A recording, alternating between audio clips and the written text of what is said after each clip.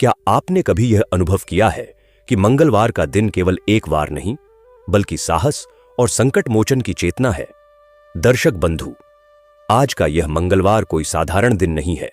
यह वह पावन क्षण है जब महावीर हनुमान जी अपने भक्तों के जीवन में उतरकर उनके डर, दुर्बलता, बाधा और पीड़ा से सीधा युद्ध करते हैं।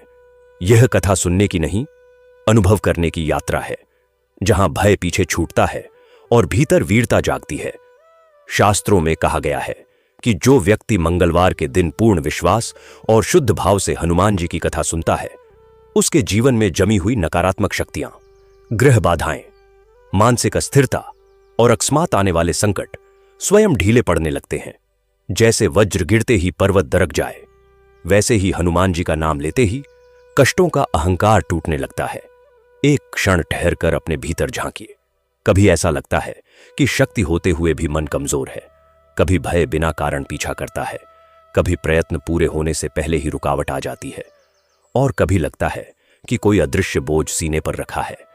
लेकिन आज जब आप मंगलवार के इस दिव्य दिन हनुमान जी की कथा सुनने बैठे हैं, तो यह केवल संयोग नहीं है, यह संकेत है कि आपको सहारा देने स्वयं संकट मोचन निकले हैं। हनुमान जी यह नहीं पूछते कि भक्त कितना योग्य है, वे यह देखते हैं कि भक्त कितना सच्चा है। हनुमान जी केवल शक्ति के प्रतीक नहीं है, वे भय का भक्षण करने वाली चेतना है। वे वह ऊर्जा है जो डर को चुनौती में, कमजोरी को साहस में और हार को विजय में बदल देती है। यही कारण है कि यह कथा केवल कथा नहीं, यह आत्मबल जागरण की साधना है। यह सिखाती है कि जब मनुष्य मैं नहीं कर सकता छोड़कर हनुमान जी हैं कहना सीख लेता है, तो जीवन में कोई भी संकट स्थायी नहीं रहता। कई बार मन चुपचाप पूछता है, मेरे जीवन में इतनी बाधाएं क्यों हैं? मेरे प्रयास बार बार क्यों रुक जाते हैं? मैं भीतर से इतना डरा हुआ क्यों हूं? दर्शक बंधु, संभव है आज का यह मंगलवार ही इन प्रश्नों का उत्तर बन जाए, क्योंकि जब भक्त का विश्वास और हनुमान जी का पराक्रम एक साथ जागृत होते हैं, तब संकट मार्ग बदल लेते हैं।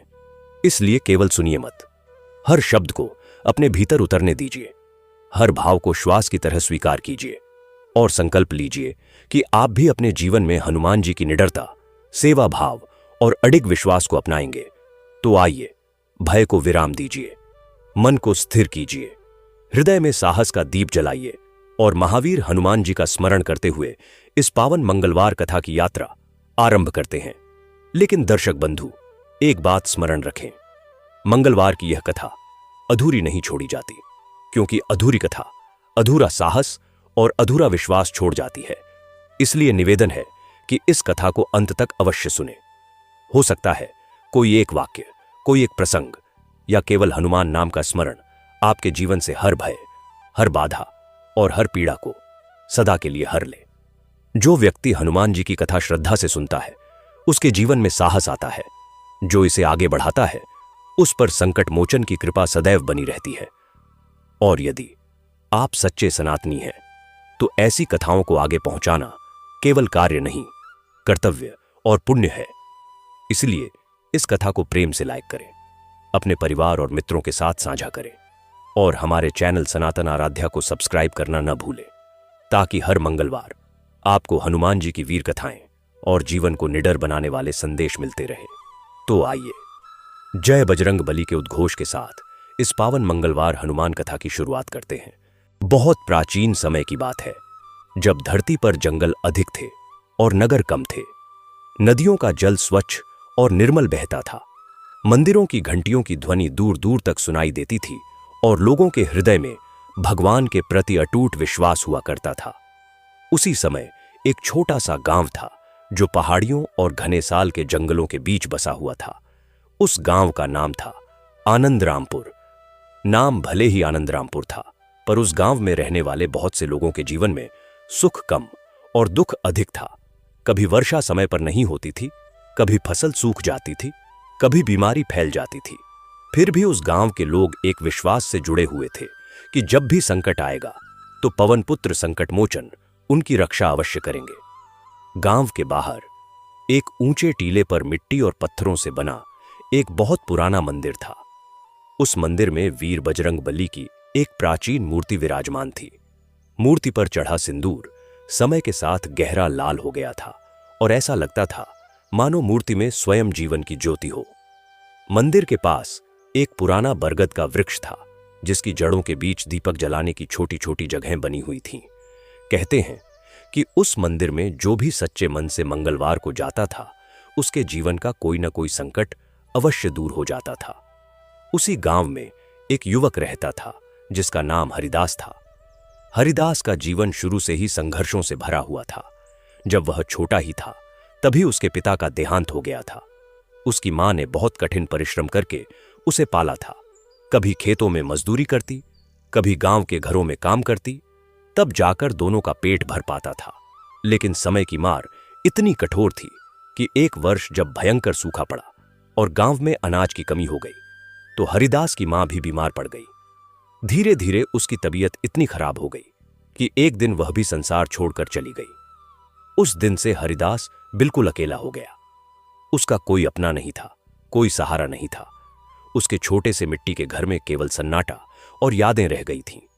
कई रातें वह बिना भोजन के सो जाता, कई दिन बिना काम के भटकता रहता, लेकिन उसके हृदय में एक चीज कभी नहीं टूटी, और वह थी भगवान हनुमान के प्रति उसका विश्वास।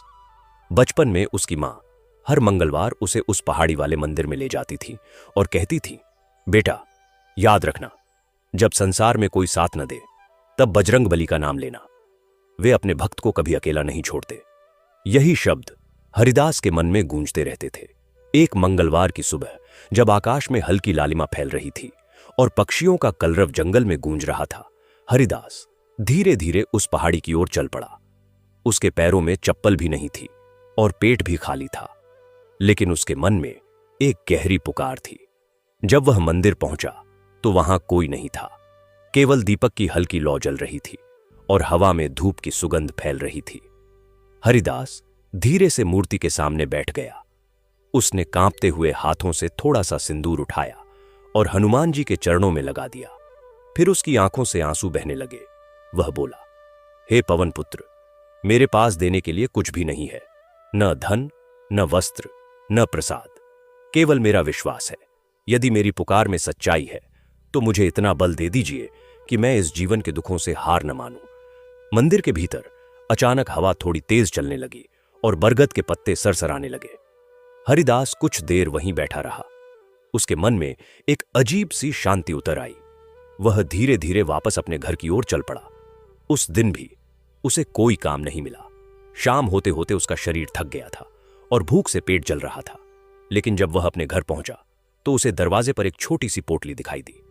उसने आश्चर्य से उसे खोला तो उसमें थोड़ा सा आटा, कुछ चने और गुड़ रखा हुआ था। वह समझ नहीं पाया कि यह किसने रखा होगा। आसपास कोई दिखाई भी नहीं दे रहा था। उस रात उसने कई दिनों बाद पेट भरकर भोजन किया, लेकिन उसके मन में बार बार एक ही विचार आता रहा कि यह किसकी कृपा है। अगले मंगलवार को वह फिर मंदिर गया। इस बार उसके मन में पहले से अधिक श्रद्धा थी। उसने बरगद के नीचे बैठकर धीरे धीरे हनुमान जी का स्मरण किया। तभी दूर रास्ते पर उसे एक बूढ़ा यात्री दिखाई दिया जो बहुत थका हुआ लग रहा था। वह धीरे धीरे मंदिर की सीढ़ियां चढ़ रहा था। हरिदास तुरंत उठकर उसके पास गया और उसे सहारा देकर ऊपर ले आया। बूढ़े ने मुस्कुराकर कहा, बेटा, तुम्हारा हृदय बहुत दयालु है। हरिदास ने विनम्रता से कहा, मेरे पास देने के लिए कुछ नहीं है, पर यदि किसी की सेवा कर सकूं तो वो वही मेरे लिए सौभाग्य है। बूढ़े ने कुछ देर हनुमान जी की मूर्ति को देखा और फिर हरिदास की ओर देखकर बोला, जिसके हृदय में सेवा और विश्वास दोनों होते हैं, उसके जीवन में देर से ही सही लेकिन कृपा अवश्य उतरती है। यह कहकर बूढ़े ने अपनी झोली में से एक छोटा सा दीपक निकाला और हरिदास को देते हुए कहा, हर मंगलवार इस दीपक को यहां जलाना और हनुमान जी का स्मरण करना। हरिदास ने आदर से वह दीपक ले लिया, लेकिन जैसे ही उसने सिर झुकाकर प्रणाम किया और फिर सिर उठाया तो वह बूढ़ा कहीं दिखाई नहीं दिया। चारों ओर सन्नाटा था, केवल बरगद के पत्तों की आवाज और मंदिर की घंटी की हल्की ध्वनि गूंज रही थी। हरिदास का हृदय तेजी से धड़कने लगा। उसे लगा जैसे यह कोई साधारण घटना नहीं है। उसने उस दीपक को मंदिर में जलाया और देर तक हनुमान जी के सामने बैठा रहा। उस दिन उसके मन में पहली बार यह विश्वास और गहरा हो गया कि शायद बजरंगबली स्वयं उसकी परीक्षा ले रहे हैं और कहीं न कहीं उसकी पुकार सुन भी रहे हैं। धीरे धीरे दिन बीतते गए और हर मंगलवार हरिदास उसी दीपक को लेकर मंदिर जाता रहा। उसके जीवन में संघर्ष अभी भी थे, भूख भी थी, अकेलापन भी था, लेकिन उसके भीतर अब एक नई शक्ति जन्म ले चुकी थी। और उसी समय से उसके जीवन की दिशा धीरे धीरे बदलने लगी और एक ऐसी घटना घटने वाली थी जिसे देखकर पूरा गांव आश्चर्य में पड़ने वाला था। क्योंकि उस मंगलवार की रात जब पूरा गांव गहरी नींद में सो रहा था, तब पहाड़ी वाले उस पुराने मंदिर में एक अलौकिक प्रकाश प्रकट हुआ, जिसे उस रात किसी ने देखा तो नहीं था, परंतु जिसका अनुभव अगले दिन पूरे गांव को होने वाला था। उस रात का आकाश बिल्कुल स्वच्छ था, चंद्रमा अपनी पूरी चांदनी बिखेर रहा था और तारे ऐसे टिमटिमा रहे थे जैसे देवलोक के दीपक हों। हरिदास उस रात अपने छोटे से घर में सोया हुआ था। उसके घर की दीवारें मिट्टी की थीं और छत पर खपरैल थी। घर में केवल एक पुरानी खाट थी और उसके कोने में एक छोटी मिट्टी की मटकी जिसमें थोड़ा जल भरा रहता था। उसके बाकी सामान के नाम पर एक फटा कंबल था और मां की याद में रखी हुई एक पुरानी माला जो नीम की लकड़ी से बनी थी। उस रात हरिदास को नींद नहीं आ रही थी। वह करवटें बदलता रहा। उसके मन में अनगिनत विचार थे। कल फिर काम मांगने जाना होगा। गांव के किसी खेत में मजदूरी मिल जाए तो 2 दिन का अनाज मिल सके। उसने सोचा कि सेठ रामलाल के खेत में कुछ काम हो सकता है। रामलाल गांव के सबसे बड़े जमींदार थे। उनके पास बहुत जमीन थी और बहुत से मजदूर उनके यहां काम करते थे। लेकिन रामलाल का स्वभाव बहुत कठोर था। वे मजदूरों से पूरा काम लेते थे, पर मजदूरी देते समय बहाने बनाते थे। हरिदास पहले भी उनके खेत में काम कर चुका था, पर रामलाल ने कई बार उसे आधी मजदूरी पर वापस कर दिया था। फिर भी जब पेट खाली हो तो अपमान भी सह लेना पड़ता है। यही सब सोचते सोचते हरिदास की आंखें भारी होने लगीं और धीरे धीरे उसे नींद आ गई। उस रात उसने एक स्वप्न देखा जो बहुत अद्भुत था। उसने देखा कि वह उसी पहाड़ी वाले मंदिर में खड़ा है। मंदिर के चारों ओर एक अलग ही आभा है। चंदन की सुगंध वायु में घुली हुई है और मंदिर के भीतर से एक सुनहरी रोशनी आ रही है। हरिदास धीरे धीरे मंदिर के भीतर गया। वहां हनुमान जी की मूर्ति साधारण से कहीं अधिक तेजस्वी और जीवंत लग रही थी। उनके नेत्रों में करुणा का सागर था और उनके होठों पर एक मंद मुस्कान थी। तभी हरिदास को लगा जैसे मूर्ति की आंखें हिली हों। वह घबराकर पीछे हटने लगा। तभी उसके कानों में एक गंभीर और मधुर आवाज गूंजी, भय मत करो हरिदास, तुम्हारी पुकार मुझ तक पहुंची है। तुम्हारा विश्वास खंडित नहीं हुआ। यही तुम्हारी सबसे बड़ी संपदा है। जाओ, कल प्रातःकाल मंदिर की उत्तरी दिशा में उस पुराने पत्थर के नीचे देखना। हरिदास की नींद खुल गई। उसका शरीर पसीने से भीगा हुआ था और हृदय तेजी से धड़क रहा था। उसने चारों ओर देखा। घर में सब कुछ वैसा ही था जैसा पहले था। खिड़की से चांद की रोशनी आ रही थी। हरिदास उठकर बैठ गया। वह स्वप्न इतना वास्तविक लगा था कि वह उसे भूल नहीं पा रहा था। उस आवाज की गूंज अभी भी उसके कानों में थी।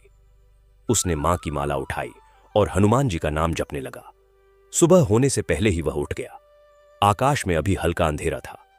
उसने मुंह धोया, थोड़ा जल पिया और वह दीपक लेकर पहाड़ी की ओर चल पड़ा। रास्ते में कोई नहीं था। जंगल में रात के पक्षी अभी भी बोल रहे थे और घास पर ओस की बूंदें चमक रही थीं।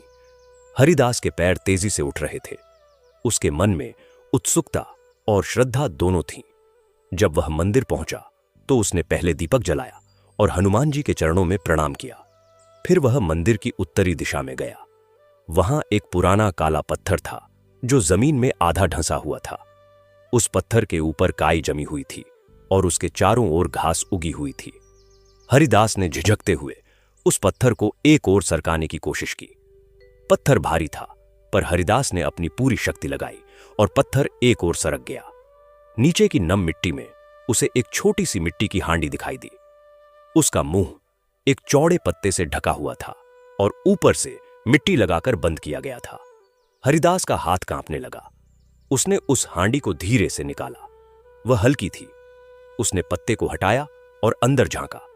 उसमें कुछ पुराने सिक्के थे जो तांबे के थे और थोड़े से काले पड़ गए थे। साथ में एक छोटी सी पुरानी कपड़े में लिपटी चीज थी। उसने उसे खोला तो उसमें एक छोटी सी धातु की पट्टी थी जिस पर कुछ लिखा था। लिखावट पुरानी थी और हरिदास उसे पढ़ नहीं पाया, लेकिन उसके मन में एक बात स्पष्ट हो गई थी कि यह स्वप्न केवल स्वप्न नहीं था। वह हांडी और वे सिक्के वापस रखकर ढक दिए और मंदिर में आकर बैठ गया। उसने बहुत देर तक हनुमान जी का स्मरण किया। उसके मन में न लालच था न उत्साह, केवल एक गहरी श्रद्धा और आश्चर्य का भाव था। उस दिन वह सोचता रहा कि इन सिक्कों का क्या करना चाहिए। क्या वह उन्हें अपने पास रख ले? नहीं, उसके मन ने कहा, यह उचित नहीं होगा। यह मंदिर की भूमि है और जो इस भूमि में है वह भगवान का है। वह शाम को गांव के पंडित जी के पास गया। पंडित राम प्रसाद एक बूढ़े विद्वान थे जो गांव में पूजा पाठ करते थे और लोगों की समस्याओं में मार्गदर्शन देते थे। हरिदास ने उन्हें पूरी बात बताई, स्वप्न की भी और हांडी की भी। पंडित जी ने ध्यान से सुना। उनके चेहरे पर पहले आश्चर्य आया और फिर एक गहरी प्रसन्नता। उन्होंने कहा, हरिदास, यह बजरंगबली की लीला है। उन्होंने तुम्हें यह दिखाया क्योंकि तुम्हारे हृदय में शुद्धता है। यदि किसी लोभी या चालाक व्यक्ति को ऐसा स्वप्न आता तो वह पहले उन सिक्कों को ले जाता, पर तुम उन्हें छोड़कर यहां आए। यही तुम्हारी परीक्षा थी। हरिदास ने पूछा, पंडित जी, उस पट्टी पर जो लिखा था वह क्या था? पंडित जी ने कहा, कल मुझे वहां ले चलो। अगले दिन वे दोनों मंदिर पहुंचे।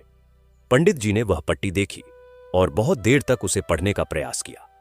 वह लिपि बहुत पुरानी थी। पंडित जी ने थोड़ी देर आंखें बंद की और फिर बोले, इस पर लिखा है कि जो इस भूमि की रक्षा करे, जो सच्चे मन से सेवा करे, वह बजरंगबली का प्रिय है और उसकी रक्षा स्वयं प्रभु करते हैं। पंडित जी ने उन सिक्कों को मंदिर के जीर्णोद्धार के लिए उपयोग करने का निर्णय लिया और हरिदास ने प्रसन्नता से सहमति दी।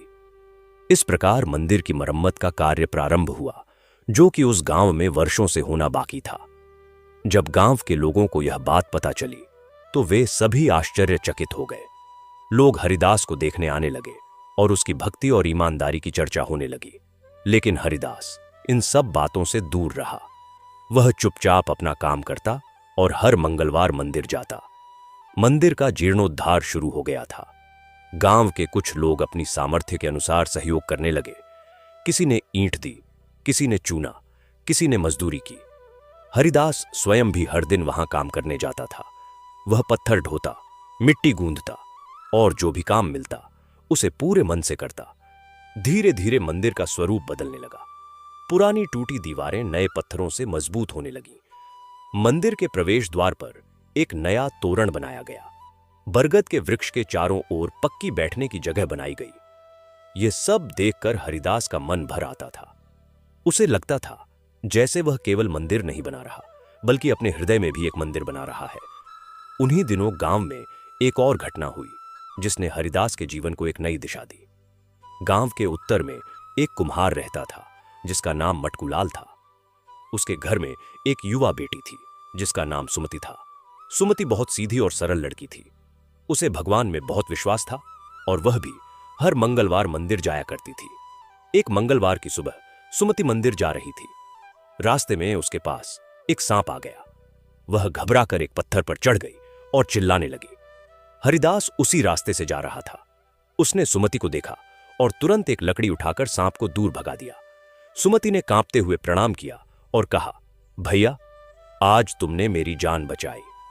हरिदास ने कहा, यह मत कहो, यह बजरंगबली की कृपा थी जो उसी समय मुझे इस रास्ते पर ले आई। दोनों साथ मंदिर गए। उस दिन से मटकुलाल के परिवार का हरिदास के प्रति स्नेह बढ़ गया। मटकुलाल एक भले आदमी थे। उन्होंने एक दिन हरिदास को बुलाया और कहा, बेटा, तुम्हारे जैसा ईमानदार और भक्त युवक मैंने बहुत कम देखा है। मेरी एक इच्छा है। हरिदास ने विनम्रता से पूछा, क्या आज्ञा है? मटकुलाल बोले, मुझे तुम्हारे जैसा बेटा चाहिए था। यदि तुम मेरी सुमति को अपनी जीवन संगिनी के रूप में स्वीकार करो तो मैं स्वयं को धन्य समझूंगा। हरिदास के मन में पहले हिचकिचाहट आई। उसने कहा, काका, मेरे पास कुछ भी नहीं है, न घर, न खेत, न संपत्ति। मैं सुमति बेटी को क्या दे सकूंगा? मटकुलाल ने हंसकर कहा, बेटा, जिसके पास हनुमान जी का आशीर्वाद है उसके पास सब कुछ है। संपत्ति तो आती जाती है, पर भक्ति और चरित्र अमूल्य है। हरिदास की आंखें भर आईं। उसने कहा, मैं हनुमान जी से पूछ कर आता हूं। वह उसी दिन मंदिर गया और बहुत देर तक प्रार्थना की। उसके मन में एक अजीब सी आंतरिक शांति उतर आई, जो हां का संकेत थी। कुछ दिन बाद गांव के पंडित जी ने सादे ढंग से हरिदास और सुमति का विवाह करवाया। विवाह में कोई बड़ा आयोजन नहीं था, पर मंदिर के आंगन में जो उत्सव हुआ वह बहुत पवित्र और हर्षपूर्ण था। सुमति एक सच्ची भक्त थी और उसका हृदय उदार था। वह हरिदास के घर में आई तो उस सूने घर में जीवन आ गया। उसने घर को स्वच्छ किया, दरवाजे पर तुलसी का पौधा लगाया और मां की माला को एक छोटे से मिट्टी के मंदिर में रख दिया। हर सुबह वह हनुमान जी का नाम लेते हुए दिन शुरू करती और हर मंगलवार दोनों साथ मंदिर जाते। उन दिनों हरिदास को एक काम मिला था। गांव के बगल में एक नया व्यापारी आया था, जिसका नाम विट्ठल दास था। वह एक ईमानदार व्यापारी था और कपड़े का काम करता था। उसे एक विश्वास पात्र सहायक की आवश्यकता थी। पंडित राम प्रसाद ने हरिदास की सिफारिश की और विट्ठल दास ने उसे रख लिया। हरिदास बहुत परिश्रम से काम करता था। वह कभी देर से नहीं आता, कभी काम में चोरी नहीं करता और हमेशा ईमानदारी से हिसाब रखता। विट्ठल दास उससे बहुत खुश थे। धीरे धीरे हरिदास की स्थिति सुधरने लगी। उसके घर में अब भूख नहीं थी। मटकू लाल की मदद से उसने एक छोटा सा खेत भी किराए पर लिया और सुमति के साथ मिलकर उसमें सब्जियां उगाने लगा। जीवन में एक लय आने लगी थी, लेकिन बजरंग बली की लीला अभी खत्म नहीं हुई थी। एक दिन विट्ठल दास व्यापार के सिलसिले में दूसरे गांव गए और वापसी में रास्ता भटक गए। रात हो गई और वे एक घने जंगल में फंस गए। उनके साथ काफी धन था जो वे लेकर लौट रहे थे। जंगल में कुछ डाकू उनके पीछे लग गए। विट्ठल दास बहुत घबरा गए।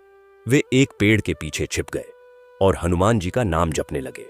तभी उन्होंने देखा कि एक विशालकाय व्यक्ति, जिसके शरीर पर नारंगी वस्त्र थे और जिसके हाथ में एक गदा थी, वह जंगल में प्रकट हुआ। डाकू उसे देखकर भयभीत हो गए और भाग खड़े हुए। विट्ठल दास अवाक रह गए। उन्होंने उस विशालकाय व्यक्ति को देखने की कोशिश की, पर वह अंधेरे में ओझल हो गया। सुबह जब विट्ठल दास घर पहुंचे तो उन्होंने यह पूरी बात हरिदास को बताई। हरिदास ने आंखें बंद कर लीं और उसके मन में एक गहरी श्रद्धा का भाव उमड़ आया। उसने कहा, सेठ जी, वह बजरंग बली ही थे। वे अपने भक्तों की रक्षा हमेशा करते हैं, चाहे भक्त जंगल में हो या घर में। विट्ठल दास की भक्ति और गहरी हो गई। उन्होंने घोषणा की कि वे मंदिर के जीर्णोद्धार में बड़ा सहयोग देंगे। उनके धन से मंदिर में एक नई मूर्ति की प्रतिष्ठा होगी और एक बड़ा यज्ञ होगा। यह खबर जब पूरे गांव में फैली तो लोगों में उत्साह की लहर दौड़ गई। जो लोग पहले मंदिर की ओर ध्यान नहीं देते थे, वे भी अब रुचि लेने लगे। गांव में एक नई चेतना जागने लगी। उन दिनों एक और बात हुई। गांव के जमींदार रामलाल, जो हमेशा अकड़ में रहते थे और जिन्होंने कभी हरिदास को उचित मजदूरी नहीं दी थी, उनके घर में अचानक बहुत बड़ी समस्या आ गई। उनका इकलौता बेटा, जो शहर में पढ़ रहा था, अचानक बीमार पड़ गया। वैद्य और डॉक्टर सभी ने हाथ खड़े कर दिए। बेटे की हालत दिन प्रतिदिन बिगड़ती जा रही थी। रामलाल, जो कभी मंदिर नहीं जाते थे, जो कभी किसी की मदद नहीं करते थे, वे अब बहुत घबराए हुए थे। किसी ने उन्हें बताया कि पहाड़ी वाले मंदिर में जो दीपक जलाने वाला युवक है, उसके मंदिर जाने के बाद से उस क्षेत्र में बहुत चमत्कार हुए हैं। रामलाल अपने अहंकार को एक तरफ रखकर हरिदास के पास आए। उन्होंने कहा, हरिदास, मैंने तुम्हारे साथ कभी अच्छा नहीं किया, पर आज मैं अपने बेटे के लिए तुमसे प्रार्थना मांगने आया हूं। हरिदास का मन पिघल गया। उसने कहा, सेठ जी, मैं तो केवल एक साधारण मनुष्य हूं। मेरी प्रार्थना में क्या शक्ति होगी, पर यदि आप भी सच्चे मन से बजरंग बली के चरणों में जाएंगे तो वे अवश्य सुनेंगे। रामलाल उस मंगलवार को हरिदास के साथ मंदिर गए। पहली बार वे उस मंदिर में गए थे। वहां का वातावरण देखकर उनका अहंकार पिघलने लगा। हनुमान जी की मूर्ति के सामने बैठकर उनकी आंखों से आंसू बहने लगे। उन्होंने कहा, हे बजरंग बली, मैंने अपने जीवन में बहुत पाप किए हैं, गरीबों को सताया है, पर आज मेरा बेटा बीमार है। यदि तुम उसे ठीक कर दो तो मैं अपनी आधी जमीन गांव के गरीबों में बांट दूंगा। उस रात रामलाल के बेटे की हालत में सुधार होने लगा। 3 दिन में वह पूरी तरह ठीक हो गया। रामलाल ने अपना वचन निभाया। उन्होंने अपनी जमीन का एक बड़ा हिस्सा गांव के गरीब किसानों में बांट दिया। इससे गांव में एक बड़ा बदलाव आया। जिन लोगों के पास जमीन नहीं थी, उन्हें जमीन मिली और उनका जीवन बेहतर होने लगा। रामलाल स्वयं भी बदल गए थे। वे अब हर मंगलवार मंदिर जाते और गरीबों की मदद करते। इस पूरी घटना का श्रेय लोग हरिदास को देते थे, पर हरिदास हमेशा कहता, यह मेरी कृपा नहीं, यह बजरंग बली की लीला है। उन दिनों मंदिर का जीर्णोद्धार कार्य पूरा होने को था। विट्ठल दास के सहयोग से एक नई मूर्ति बनवाई गई थी, जो बहुत सुंदर और भव्य थी। मूर्ति को एक शिल्पी ने दूर से बुलाकर बनवाया था। हनुमान जी की वह मूर्ति इतनी जीवंत लगती थी कि देखने वाले कहते थे जैसे अभी बोल उठेगी। मूर्ति प्रतिष्ठा का दिन आया। वह एक मंगलवार का दिन था। पूरे गांव के लोग मंदिर में एकत्र हुए। पंडित राम प्रसाद ने यज्ञ करवाया। हवन की सुगंध और मंत्रों की ध्वनि से वायुमंडल पवित्र हो गया। जब मूर्ति पर से आवरण हटाया गया और उस पर पहली बार दीपक की रोशनी पड़ी, तो सबके मुंह से एक साथ जयकारा निकला, जय बजरंग बली। उस क्षण हरिदास की आंखों से आंसुओं की धारा बह निकली। सुमति ने उसका हाथ थाम लिया। उसे लगा जैसे आज मां भी यहीं कहीं है। आज जो मंदिर की ज्योति जल रही थी, वह उन्हीं की दुआओं का प्रतिफल था। उस मूर्ति प्रतिष्ठा के बाद से मंदिर की ख्याति दूर दूर तक फैल गई। आसपास के गांवों से भी लोग आने लगे। हर मंगलवार को मंदिर में बड़ी भीड़ होती। चढ़ावा आने लगा, प्रसाद बनने लगा। पंडित जी ने एक व्यवस्था बनाई कि जो भी चढ़ावा आए, उसका एक हिस्सा गांव के गरीब बच्चों की पाठशाला के लिए उपयोग हो। इस प्रकार मंदिर केवल धर्म का नहीं, बल्कि समाज सेवा का भी केंद्र बन गया। हरिदास का जीवन अब स्थिर हो रहा था। विट्ठल दास ने उसे अपने व्यापार में साझेदार बना लिया था। उसके पास अब एक अच्छा घर था, खेत था और एक प्रेमपूर्ण परिवार था। सुमति के आने के कुछ समय बाद उनके घर में एक पुत्र का जन्म हुआ। उसका नाम रखा गया जय हनुमान। उस बच्चे की किलकारियों से घर गूंज उठा। मटकू लाल ने नाती के आगमन पर खूब मिठाइयां बांटी। उस दिन हरिदास ने फिर मंदिर में जाकर हनुमान जी के चरणों में माथा टेका और कहा, प्रभु, तुमने मुझ निर्धन को इतना कुछ दिया जो मैंने कभी सोचा भी नहीं था। यह सब तुम्हारी कृपा है। उसके हृदय में जो कृतज्ञता थी, वह शब्दों में नहीं बयां हो सकती थी। समय बीतता गया। जय हनुमान बड़ा होने लगा। वह देखने में अपने पिता जैसा था। बड़ी बड़ी आंखें, सांवला रंग और हमेशा मुस्कुराता हुआ चेहरा। बचपन से ही वह मंदिर जाने में रुचि लेता था। जब वह बहुत छोटा था, तब सुमति उसे गोद में लेकर मंदिर जाती थी और हनुमान जी की मूर्ति दिखाती हुई कहती थी, देखो बेटा, ये हमारे बजरंग बली हैं। ये सबकी रक्षा करते हैं। बच्चा हाथ फैलाकर मूर्ति को छूने की कोशिश करता और किलकारियां भरता। हरिदास यह देखकर मन ही मन सोचता कि जीवन में सुख की परिभाषा यही है। उन्हीं दिनों गांव में एक नई परेशानी आई। पहाड़ी के उस पार एक बड़ा जमींदार था, जिसका नाम भवानी सिंह था। वह बहुत क्रूर और लालची था। उसने आसपास के कई गांवों की जमीन हथिया ली थी। अब उसकी नजर आनंद रामपुर की उस पहाड़ी पर पड़ी, जहां मंदिर था। उस पहाड़ी में पत्थर की खदान थी और भवानी सिंह उस खदान को खोदकर पत्थर बेचना चाहता था। उसने कुछ लोगों को पैसे देकर गांव में यह बात फैलानी शुरू की कि पहाड़ी पर का वह मंदिर बहुत पुराना है और वहां रहना उचित नहीं है। उसे वहां से हटाकर मैदान में स्थापित करना चाहिए। कुछ लालची लोगों ने भवानी सिंह का साथ देना शुरू किया।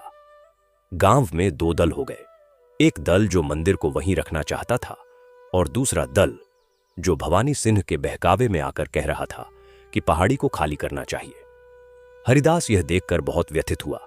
वह जानता था कि यदि पहाड़ी पर खदान खुद गई तो मंदिर को नुकसान पहुंचेगा और वह पवित्र भूमि नष्ट हो जाएगी। उसने पंडित राम प्रसाद से बात की। पंडित जी ने कहा, हरिदास, यह बजरंग बली की भूमि है। इसकी रक्षा करना हमारा धर्म है। हरिदास ने अपने सभी परिचितों को बुलाया और एक सभा की। उसने शांत और स्पष्ट शब्दों में कहा, भाइयों, यह मंदिर हमारे पूर्वजों ने बनाया था। इस मंदिर की कृपा से हमारे गांव में बहुत से संकट दूर हुए हैं। यदि हम इस भूमि को किसी लालची के हाथों में सौंप देंगे तो हम अपने पूर्वजों के साथ और अपने भगवान के साथ विश्वासघात करेंगे। बहुत से लोग उसकी बात सुनकर सहमत हो गए। विट्ठल दास ने कहा, कि वे कानूनी रूप से मंदिर की भूमि की रक्षा करने का प्रयास करेंगे। रामलाल, जो अब सच्चे मन से बदल चुके थे, उन्होंने भी साथ देने का वचन दिया। भवानी सिंह ने जब देखा कि गांव के लोग एकजुट हो गए हैं, तो उसने धमकी दी। उसने हरिदास को बुलाकर कहा, यदि तुमने यह विरोध बंद नहीं किया तो तुम्हारा व्यापार और तुम्हारा घर दोनों नष्ट हो जाएंगे। हरिदास डरा नहीं। उसने शांत आवाज में कहा, आप जो चाहें करें, मेरा घर मिट्टी का है, व्यापार जाएगा तो फिर बन जाएगा, पर जो विश्वास मेरे हृदय में है उसे आप नहीं मिटा सकते।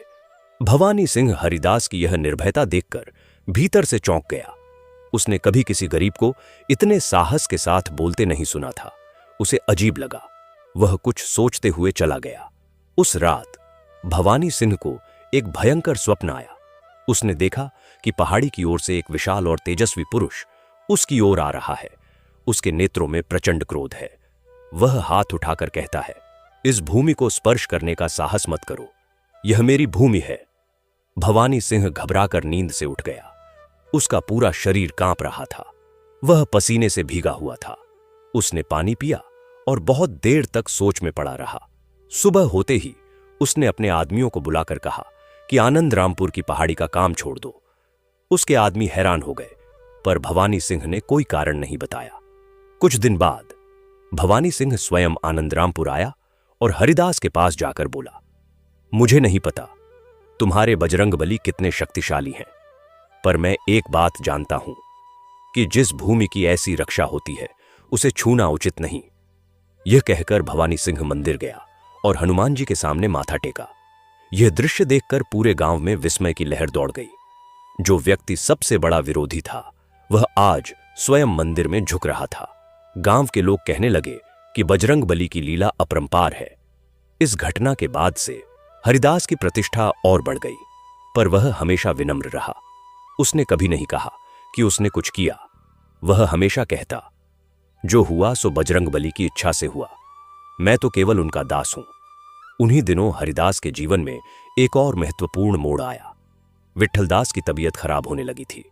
वे बूढ़े हो रहे थे और उनका एक ही बेटा था जो शहर में था और व्यापार में रुचि नहीं रखता था। एक दिन उन्होंने हरिदास को बुलाया और कहा, हरिदास, मैं चाहता हूं कि मेरे बाद यह व्यापार तुम संभालो। तुम मेरे परिवार की तरह हो। हरिदास की आंखें भर आईं। उसने कहा, सेठ जी, मैं इस योग्य कहां हूं? विट्ठलदास ने हंसकर कहा, जो बजरंगबली के योग्य भक्त है वह हर काम के योग्य है। कुछ समय बाद जब विट्ठलदास का देहांत हुआ तो उन्होंने अपनी इच्छानुसार व्यापार हरिदास के नाम कर दिया। हरिदास ने उस व्यापार को बहुत ईमानदारी से चलाया। वह कभी किसी से झूठ नहीं बोलता, कभी किसी को ठगता नहीं। इसीलिए उसका व्यापार खूब फला फूला। दूर दूर के व्यापारी उस पर भरोसा करते थे। उसके नाम की इज्जत बढ़ती गई। अब हरिदास एक साधारण मजदूर नहीं, बल्कि एक सम्मानित व्यापारी था, पर उसका स्वभाव वही रहा। वह अभी भी उसी सादगी से रहता। हर मंगलवार मंदिर जाता और जरूरतमंदों की सहायता करता। उसके घर की दहलीज पर जो भी भूखा आता उसे भोजन मिलता। उसने एक छोटी धर्मशाला भी बनवाई जहां गांव आने वाले यात्री रुक सकते थे। जब जय हनुमान थोड़ा बड़ा हुआ तो हरिदास उसे भी हर मंगलवार मंदिर ले जाता। बेटे को हनुमान चालीसा याद करवाई। बेटे की आवाज बहुत मधुर थी और जब वह हनुमान चालीसा का पाठ करता तो उसे सुनकर लोगों का मन शांत हो जाता था।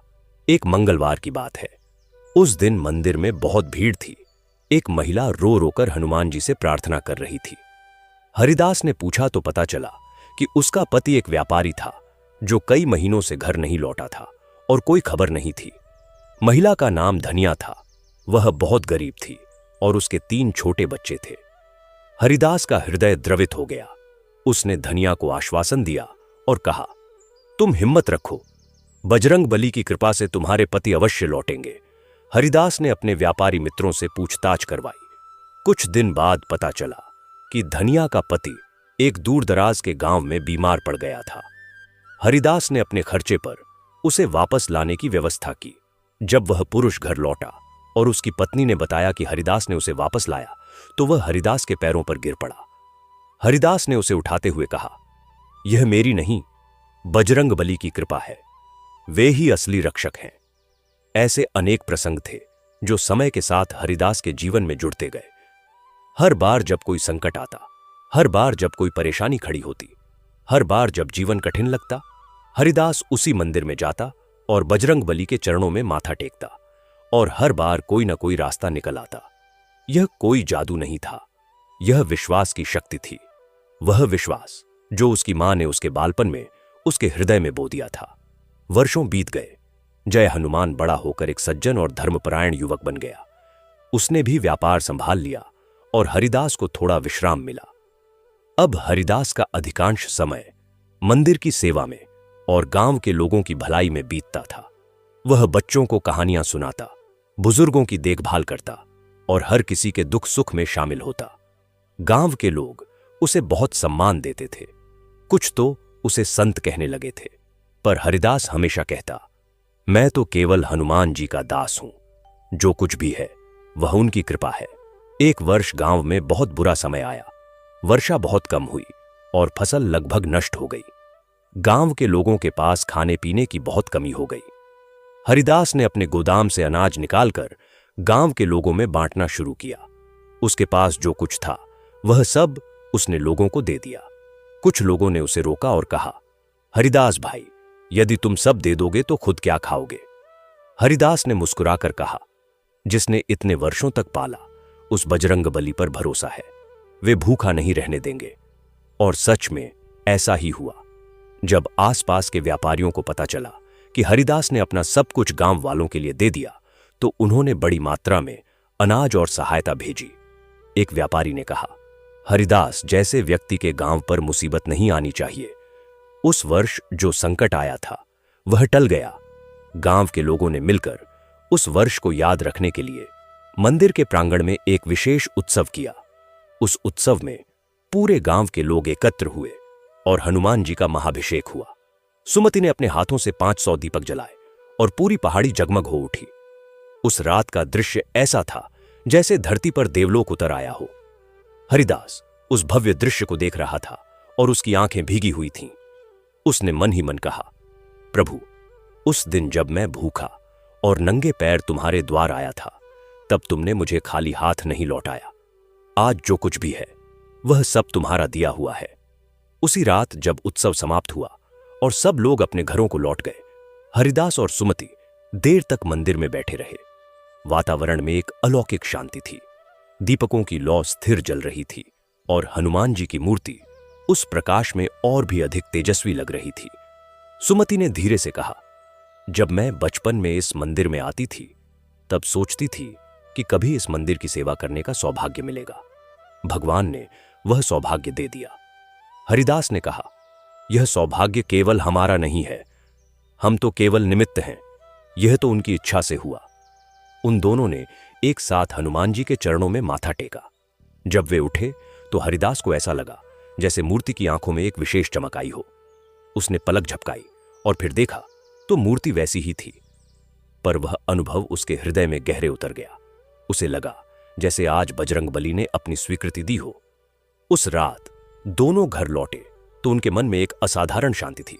यह शांति धन की नहीं थी, यश की नहीं थी। यह शांति उस गहरे संतोष की थी जो तब आता है जब मनुष्य यह अनुभव करता है कि वह सही रास्ते पर है और उसका भगवान उसके साथ है। आनंद रामपुर का वह पुराना मंदिर अब एक तीर्थ स्थल बन चुका था। दूर दूर से लोग आते और हनुमान जी के दर्शन करते। हर मंगलवार को विशेष पूजा होती और हर पूर्णिमा को भजन कीर्तन का आयोजन होता। मंदिर के प्रांगण में एक छोटी पाठशाला भी खुल गई थी जहां गांव के बच्चे पढ़ते थे। यह सब उस एक युवक के विश्वास का परिणाम था जो एक दिन नंगे पैर और खाली पेट इस मंदिर में आया था और जिसने केवल एक चीज मांगी थी, संकटों से लड़ने का बल। बजरंगबली ने उसे वह बल दिया और उसके साथ साथ इतना कुछ और भी दिया जो उसने कभी मांगा भी नहीं था। यह बजरंगबली की लीला है। जो सच्चे मन से उनकी शरण में जाता है वे उसे कभी खाली हाथ नहीं लौटाते। जो उनके नाम का सहारा लेता है उसका संसार में कोई कुछ नहीं बिगाड़ सकता। जो उनके द्वार पर आंसू बहाता है वे उसके जीवन में प्रसन्नता की वर्षा करते हैं। जो उनकी भूमि की रक्षा करता है वे उसकी रक्षा करते हैं। और जो उनके नाम पर दूसरों की सेवा करता है वे उसे अपना प्रिय मानते हैं। अब जब जय हनुमान जवान हो गया और हरिदास का जीवन एक नए मोड़ पर आ खड़ा हुआ, तब भी वह यात्रा जो बजरंगबली ने उसके लिए बुनी थी वह पूरी नहीं हुई थी। एक नई परीक्षा प्रतीक्षा कर रही थी, एक नई कृपा की कहानी लिखी जानी बाकी थी। और वह दीपक जो उस रहस्यमय बूढ़े ने दिया था वह अभी भी हर मंगलवार उसी मंदिर में जलता था और उसकी लौ में एक गहरा रहस्य छुपा था जो एक दिन प्रकट होने वाला था। उस दीपक की लौ कभी नहीं बुझी थी, न आंधी से न तूफान से। जब एक बार बहुत तेज आंधी आई तो मंदिर के सभी दीपक बुझ गए, पर वह एक दीपक जलता रहा। लोगों ने देखा और हैरान हो गए। पंडित रामप्रसाद ने कहा, यह साधारण दीपक नहीं है, इसे जिसने दिया वह कोई साधारण यात्री नहीं था। हरिदास को उस बूढ़े की याद आई जो अचानक आया था और अचानक अदृश्य हो गया था। उसे अब पूरा विश्वास हो गया था कि वह बूढ़ा और कोई नहीं बल्कि स्वयं बजरंगबली ही थे जो उसकी परीक्षा लेने और उसे आशीर्वाद देने आए थे। इस विश्वास ने उसके जीवन को और भी अधिक पवित्र बना दिया।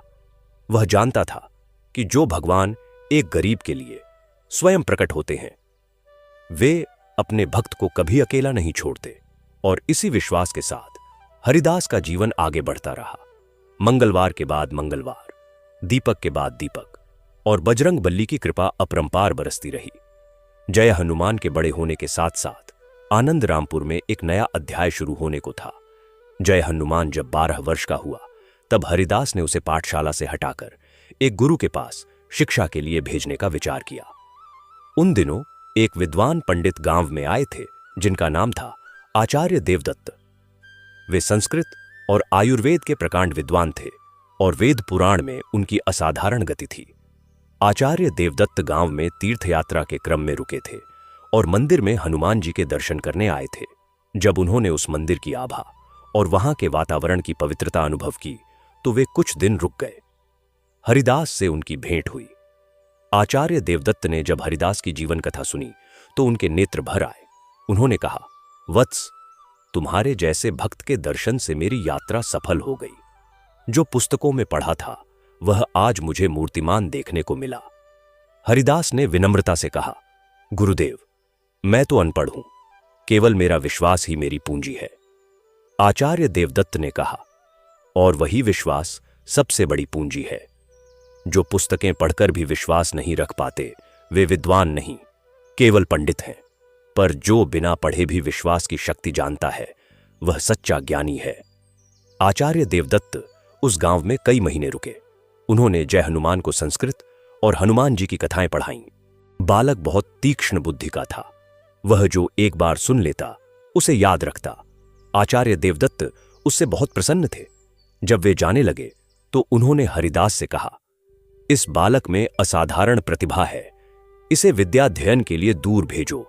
यह भविष्य में बजरंगबली की महिमा को बहुत दूर तक फैलाएगा। हरिदास ने उनकी बात मान ली। बड़े शहर में एक गुरुकुल था जहां आचार्य देवदत्त के एक शिष्य थे। उन्होंने पत्र लिखकर जय हनुमान को वहां भेजने की व्यवस्था की। जिस दिन जय हनुमान गांव छोड़कर जाने लगा उस दिन सुमति की आंखें भर आईं, पर वह जानती थी कि यह उसके बेटे के उज्जवल भविष्य के लिए आवश्यक है। हरिदास ने बेटे के माथे पर टीका लगाया और कहा, बेटा, जहां भी जाओ हनुमान जी का नाम मत भूलना। हर मंगलवार उनका स्मरण करना और जो भी मिले उसे उनकी कृपा समझकर ग्रहण करना। जय हनुमान ने पिता के चरण छुए और आगे बढ़ गया। हरिदास देर तक उसे जाते हुए देखता रहा। उसके मन में एक अजीब सी खालीपन था, पर साथ में एक गहरा संतोष भी था। उसने सोचा कि जो विश्वास उसकी मां ने उसमें बोया था वही विश्वास अब वह अपने बेटे में बो रहा है। यह परंपरा आगे बढ़ेगी। जय हनुमान के जाने के बाद हरिदास का जीवन फिर सामान्य गति से चलने लगा। सुमति और हरिदास दोनों मिलकर मंदिर की सेवा करते और गांव के काम में हाथ बटाते। एक दिन एक घटना घटी जिसने पूरे गांव को हिला दिया। उस वर्ष बरसात में नदी में बाढ़ आ गई। आनंद रामपुर की पहाड़ी के नीचे एक छोटी नदी बहती थी जिसे लोग मंगलाधारा कहते थे। उस नदी में वर्षों से कभी बाढ़ नहीं आई थी, पर उस वर्ष ऊपर पहाड़ों में असाधारण वर्षा हुई और नदी उफान पर आ गई। नदी के किनारे जो घर थे उनमें पानी घुसने लगा। लोग घबराकर ऊंचे स्थानों पर भागने लगे। उसी समय किसी को याद आया कि नदी किनारे एक बुजुर्ग बहरे दंपति रहते हैं जो बाढ़ का आना भी नहीं जान पाए होंगे। हरिदास ने यह सुना और बिना एक पल की देर किए नदी की ओर दौड़ पड़ा। पानी तेजी से बढ़ रहा था। रास्ते में कई जगह घुटनों तक पानी था। गांव के कुछ युवक भी उसके साथ हो लिए। वे जब उस बुजुर्ग दंपति के घर पहुंचे तो देखा कि वे दोनों घर में बैठे आपस में बातें कर रहे हैं और उन्हें पानी के आने का बिल्कुल पता नहीं था। हरिदास और साथियों ने उन्हें जल्दी से बाहर निकाला और ऊंचाई की ओर ले गए। कुछ देर बाद वह पूरा इलाका पानी में डूब गया। यदि हरिदास नहीं जाता तो उन दोनों बुजुर्गों का क्या होता, यह कोई नहीं जानता। उस घटना के बाद वे दोनों बुजुर्ग जब तक जिए हरिदास को अपना बेटा मानते रहे। उस बाढ़ के बाद हरिदास ने गांव के लोगों को संगठित करके एक छोटा सा बांध बनवाया ताकि भविष्य में ऐसी स्थिति न आए। विट्ठल दास के व्यापार से जो आमदनी होती थी उसमें से उसने इस काम के लिए धन लगाया। गांव के अन्य लोगों ने भी श्रमदान किया। कुछ महीनों में वह बांध बन गया और उसके बाद कभी उस नदी ने गांव को नुकसान नहीं पहुंचाया। हरिदास के जीवन के 40वें वर्ष में एक बहुत बड़ी और अद्भुत घटना घटी जिसे आनंदरामपुर के लोग पीढ़ियों तक याद रखने वाले थे। उस वर्ष एक बहुत बड़ा मेला लगा था जो हर 3 वर्ष में एक बार पास के एक बड़े शहर में लगता था। उस मेले में दूर दूर से व्यापारी और तीर्थयात्री आते थे। हरिदास भी उस मेले में गया था, कुछ व्यापारिक काम से। मेले में बहुत भीड़ थी। एक दिन शाम को जब वह एक मंदिर के पास से गुजर रहा था तो उसने देखा कि एक बच्चा रो रहा है और उसके आसपास कोई नहीं है। बच्चा लगभग 6-7 साल का था और बहुत घबराया हुआ लग रहा था। हरिदास रुक गया। उसने बच्चे के पास जाकर पूछा, बेटा क्या हुआ, रो क्यों रहे हो? बच्चे ने रोते हुए कहा, मेरी मां खो गई। हरिदास ने बच्चे को थपथपाया और कहा, डरो मत, हम मिलकर मां को ढूंढेंगे। उसने वहां के लोगों से पूछा। कई घंटे की खोज के बाद बच्चे की मां मिली जो बदहवास होकर बेटे को खोज रही थी। जब बेटा मां की गोद में आया तो वह रोने लगी। उसने हरिदास को देखा और कहा, भैया ईश्वर तुम्हारा भला करे।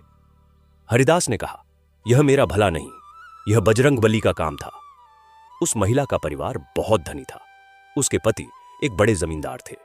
उन्होंने हरिदास का बहुत धन्यवाद किया और उसे अपने घर बुलाकर भोजन करवाया। उस मुलाकात में पता चला कि उनके व्यापार में एक बड़ी समस्या आ गई थी और उन्हें एक ईमानदार और विश्वसनीय साझेदार की जरूरत थी। हरिदास की ईमानदारी और विनम्रता देखकर उन्होंने उसे यह प्रस्ताव दिया। इस प्रकार हरिदास के व्यापार में एक नया और बड़ा अध्याय जुड़ गया। पर वह यह कभी नहीं भूला कि यह सब किसकी कृपा से हो रहा है। जब वह घर लौटा और उसने सुमति को यह बात बताई तो सुमति ने कहा, देखा बजरंगबली कैसे काम करते हैं। उन्होंने एक छोटे से बच्चे के माध्यम से तुम्हारे जीवन का रास्ता बदल दिया। हरिदास ने हंसते हुए कहा, वे कभी सीधे रास्ते से नहीं चलते, वे हमेशा ऐसे मोड़ों से आते हैं जहां हम सोच भी नहीं सकते। और यही सत्य था। बजरंगबली की लीला ऐसी ही होती है। जब हम सोचते हैं कि संकट है तो वे रास्ता दिखा देते हैं। जब हम समझते हैं कि हम अकेले हैं तो वे किसी न किसी रूप में साथ होते हैं। जो उनके नाम का सहारा लेता है उसे वे कभी निराश नहीं करते। और जब जय हनुमान गुरुकुल में शिक्षा लेकर वापस आया तो उसके चेहरे पर एक अलग ही तेज था। आचार्य देवदत्त सच बोले थे। जय हनुमान ने असाधारण विद्या अर्जित की थी। वह संस्कृत, आयुर्वेद और वेद पुराण में निपुण था। उसकी आवाज में एक ऐसा माधुर्य था कि जब वह हनुमान जी की कथा सुनाता तो सुनने वाले मंत्रमुग्ध हो जाते थे। जय हनुमान ने आकर सबसे पहले उसी मंदिर में जाकर हनुमान जी के चरणों में माथा टेका। उसने कहा, प्रभु आपकी कृपा से ही यह सब हो सका। उस दिन मंदिर में एक विशेष पूजा हुई और पूरे गांव ने जय हनुमान के लौटने का उत्सव मनाया। हरिदास के जीवन में अब संपूर्णता का अनुभव होने लगा था। उसका बेटा विद्वान था, उसकी पत्नी भक्त थी, उसका व्यापार फल फूल रहा था और सबसे बड़ी बात यह थी कि वह मंदिर जिसके लिए उसने इतना संघर्ष किया था वह अब एक प्रसिद्ध तीर्थस्थल बन चुका था। उसे लगा जैसे उसकी मां की दुआएं साकार हो गई थीं। उस वर्ष एक ऐसा मंगलवार आया जो हरिदास के जीवन का सबसे महत्वपूर्ण मंगलवार था। उस दिन भोर से पहले हरिदास उठा। उसने स्नान किया। वह दीपक लिया जो उस रहस्यमय बूढ़े ने दिया था और मंदिर की ओर चल पड़ा। आकाश में तारे थे और हवा में एक असाधारण ताजगी थी। जंगल के पक्षी भी उस दिन असाधारण रूप से मधुर गा रहे थे। जब हरिदास मंदिर पहुंचा तो उसने दीपक जलाया और बैठ गया। उसने आंखें बंद कीं और हनुमान जी का ध्यान करने लगा। थोड़ी देर बाद उसे एक असाधारण गंध आई, चंदन और केवड़े की मिलीजुली सुगंध। उसने आंखें खोलीं और देखा, मंदिर में जो दीपक जल रहा था उसकी लौ सामान्य से 3 गुना ऊंची हो गई थी, पर वह नाच नहीं रही थी। वह बिल्कुल स्थिर थी। मूर्ति के चारों ओर एक सुनहरी आभा थी जो धीरे धीरे फैलती जा रही थी। हरिदास का हृदय भर आया। वह कुछ बोल नहीं पाया। उसकी आंखों से आंसू बहने लगे। उसे उस क्षण ऐसा लगा जैसे समस्त जीवन की सारी थकान और सारी व्यथा एक साथ बह गई हो। उस शांत और पवित्र क्षण में उसके हृदय में जो उत्थान हुआ वह शब्दों में नहीं कहा जा सकता। यह वह क्षण था जब भक्त और भगवान के बीच की दूरी मिट जाती है। यह वह क्षण था जिसके लिए हर भक्त जीता है और जिसके लिए वह हर संकट को सहता है। हरिदास उस दिन बहुत देर तक वहीं बैठा रहा। जब वह उठकर चलने लगा तो उसके पैरों में एक नई शक्ति थी और उसके हृदय में एक नई ज्योति। वह जानता था कि यह यात्रा अभी खत्म नहीं हुई है। यह यात्रा तो तब तक चलती रहेगी जब तक वह इस संसार में है, और उसके बाद भी, क्योंकि जो बजरंग बली का हो जाता है वह सदा के लिए उनका हो जाता है। हरिदास के जीवन की यह कथा केवल एक व्यक्ति की कथा नहीं है। यह उस शाश्वत सत्य की कथा है जो बार बार सिद्ध होता है कि भक्ति में शक्ति है, विश्वास में वरदान है और सेवा में मोक्ष है। बजरंग बली की कृपा उस पर होती है जो सच्चे मन से उनकी शरण में जाता है, जो अपने दुखों से भागता नहीं बल्कि उनके नाम का सहारा लेकर उनका सामना करता है। आनंद रामपुर का वह मंदिर आज भी है। उस बरगद के पेड़ की जड़ों में आज भी दीपक जलते हैं। हर मंगलवार को भक्तों की भीड़ लगती है और जो कोई वहां सच्चे मन से जाता है उसे वही शांति मिलती है जो हरिदास को मिली थी, क्योंकि बजरंग बली तब भी थे, आज भी हैं और कल भी रहेंगे। उनकी कृपा अपरंपार है, उनकी लीला अपार है और उनका प्रेम अनंत है। जय बजरंग बली की इस पुकार के साथ जब हरिदास उस मंदिर से उतर रहा था तब आकाश में सूरज की पहली किरण ने पहाड़ी की चोटी को छुआ और वह पूरी चोटी सोने की तरह चमक उठी। हरिदास ने पीछे मुड़कर देखा। उस सुनहरी रोशनी में मंदिर का शिखर ऐसा दमक रहा था जैसे स्वयं भगवान का आशीर्वाद उस पत्थर में उतर आया हो। उसके नेत्रों में आंसू थे पर होठों पर मुस्कान थी। यह वही मुस्कान थी जो तब आती है जब मनुष्य को यह बोध हो जाता है कि उसकी यात्रा व्यर्थ नहीं गई। हरिदास धीरे धीरे नीचे उतरा। उसके पांव उस मिट्टी को छू रहे थे जिस पर उसने बचपन से चलना सीखा था। यह वही पहाड़ी थी, यही मिट्टी थी, यही हवा थी, पर अब सब कुछ बदला हुआ था, या शायद वह स्वयं बदल गया था। जब मनुष्य का भीतर बदलता है तो बाहर का संसार भी नया लगने लगता है। हरिदास को याद आया वह दिन जब वह पहली बार नंगे पैर इस पहाड़ी पर चढ़ा था। तब उसके पास कुछ नहीं था, पेट खाली था, पैरों में चप्पल नहीं थी, हृदय में केवल एक टूटी हुई उम्मीद थी। और आज वह उतर रहा था तो उसके पास सब कुछ था, पर सबसे बड़ी बात यह थी कि जो आज उसके पास था वह केवल संपत्ति या परिवार नहीं था। वह एक ऐसी आत्मिक संपदा थी जिसे न समय छीन सकता था न परिस्थिति। उसके भीतर वह ज्योति जल गई थी जो एक बार जल जाए तो बुझती नहीं। घर पहुंचते पहुंचते सुमति उठ चुकी थी। वह तुलसी के पास दीपक जला रही थी और धीरे धीरे कोई भजन गुनगुना रही थी। उसकी आवाज में जो करुणा थी वह सुनकर हरिदास के कदम रुक गए। वह दरवाजे पर खड़ा होकर सुनता रहा। सुमति को पता नहीं था कि हरिदास आ गया है। वह अपनी धुन में थी। उसके हाथ जोड़े हुए थे और नेत्र बंद थे। उसके होठों से जो शब्द निकल रहे थे वे थे, हे बजरंग बली, हमारे घर की ज्योति सदा जलती रहे, हमारे परिवार पर तुम्हारी छाया सदा बनी रहे, हम कभी तुम्हारे नाम से विमुख न हो। हरिदास का गला भर आया। उसने सोचा कि सुमति की यह प्रार्थना जब स्वर्ग में पहुंचती होगी तो वहां भी सुगंध फैलती होगी। ऐसी औरत के घर में रहने वाला पुरुष धन्य है। उसने धीरे से कहा, सुमति। सुमति ने आंखें खोली और मुस्कुराई। उसने कहा, आज बहुत देर हो गई, क्या बात है? मुख पर कोई विशेष भाव दिख रहा है। हरिदास ने कहा, हां, आज कुछ असाधारण हुआ। वहां बैठे थे तो ऐसा लगा जैसे वे पास हैं। सुमति ने कहा, वे हमेशा पास हैं, बस हम उन्हें महसूस नहीं कर पाते। जिस दिन हम चुप हो जाते हैं उस दिन उनकी उपस्थिति अनुभव होती है। यह बात इतनी गहरी थी कि हरिदास कुछ देर चुप रहा। फिर दोनों ने साथ बैठकर भोजन किया और उस दिन की बात करते रहे। उस सुबह उनके घर में जो शांति थी वह अनमोल थी। जय हनुमान उन दिनों गांव में एक नई चीज शुरू करने की तैयारी में था। उसने अपने गुरु से सुना था कि जब किसी स्थान पर नियमित रूप से हनुमान जी की कथा कही जाती है तो उस स्थान की मिट्टी पवित्र हो जाती है और वहां रहने वाले लोगों के जीवन में एक सकारात्मक परिवर्तन आता है। जय हनुमान ने सोचा कि वह प्रत्येक मंगलवार को मंदिर प्रांगण में हनुमान जी की कथा कहेगा। यह कथा साधारण पूजा पाठ से अलग होगी। इसमें वह रामायण के उन प्रसंगों को लाएगा जिनमें हनुमान जी की भक्ति, शक्ति और बुद्धि का वर्णन है। वह उन्हें इस तरह से प्रस्तुत करेगा कि सुनने वाले केवल कहानी ही नहीं सुने बल्कि उसमें से जीवन के लिए संदेश भी ग्रहण करें। जब उसने यह विचार हरिदास के सामने रखा तो हरिदास की आंखें चमक उठीं। उसने कहा, बेटा, यही काम तुम्हें करना था। मुझे लगता है बजरंगबली ने तुम्हें इसी के लिए तैयार किया है। पंडित राम प्रसाद ने भी इस विचार का समर्थन किया। उन्होंने कहा, जय हनुमान, यदि तुम सच्चाई और श्रद्धा के साथ यह काम करोगे तो बजरंगबली स्वयं तुम्हारी जिह्वा पर विराजेंगे।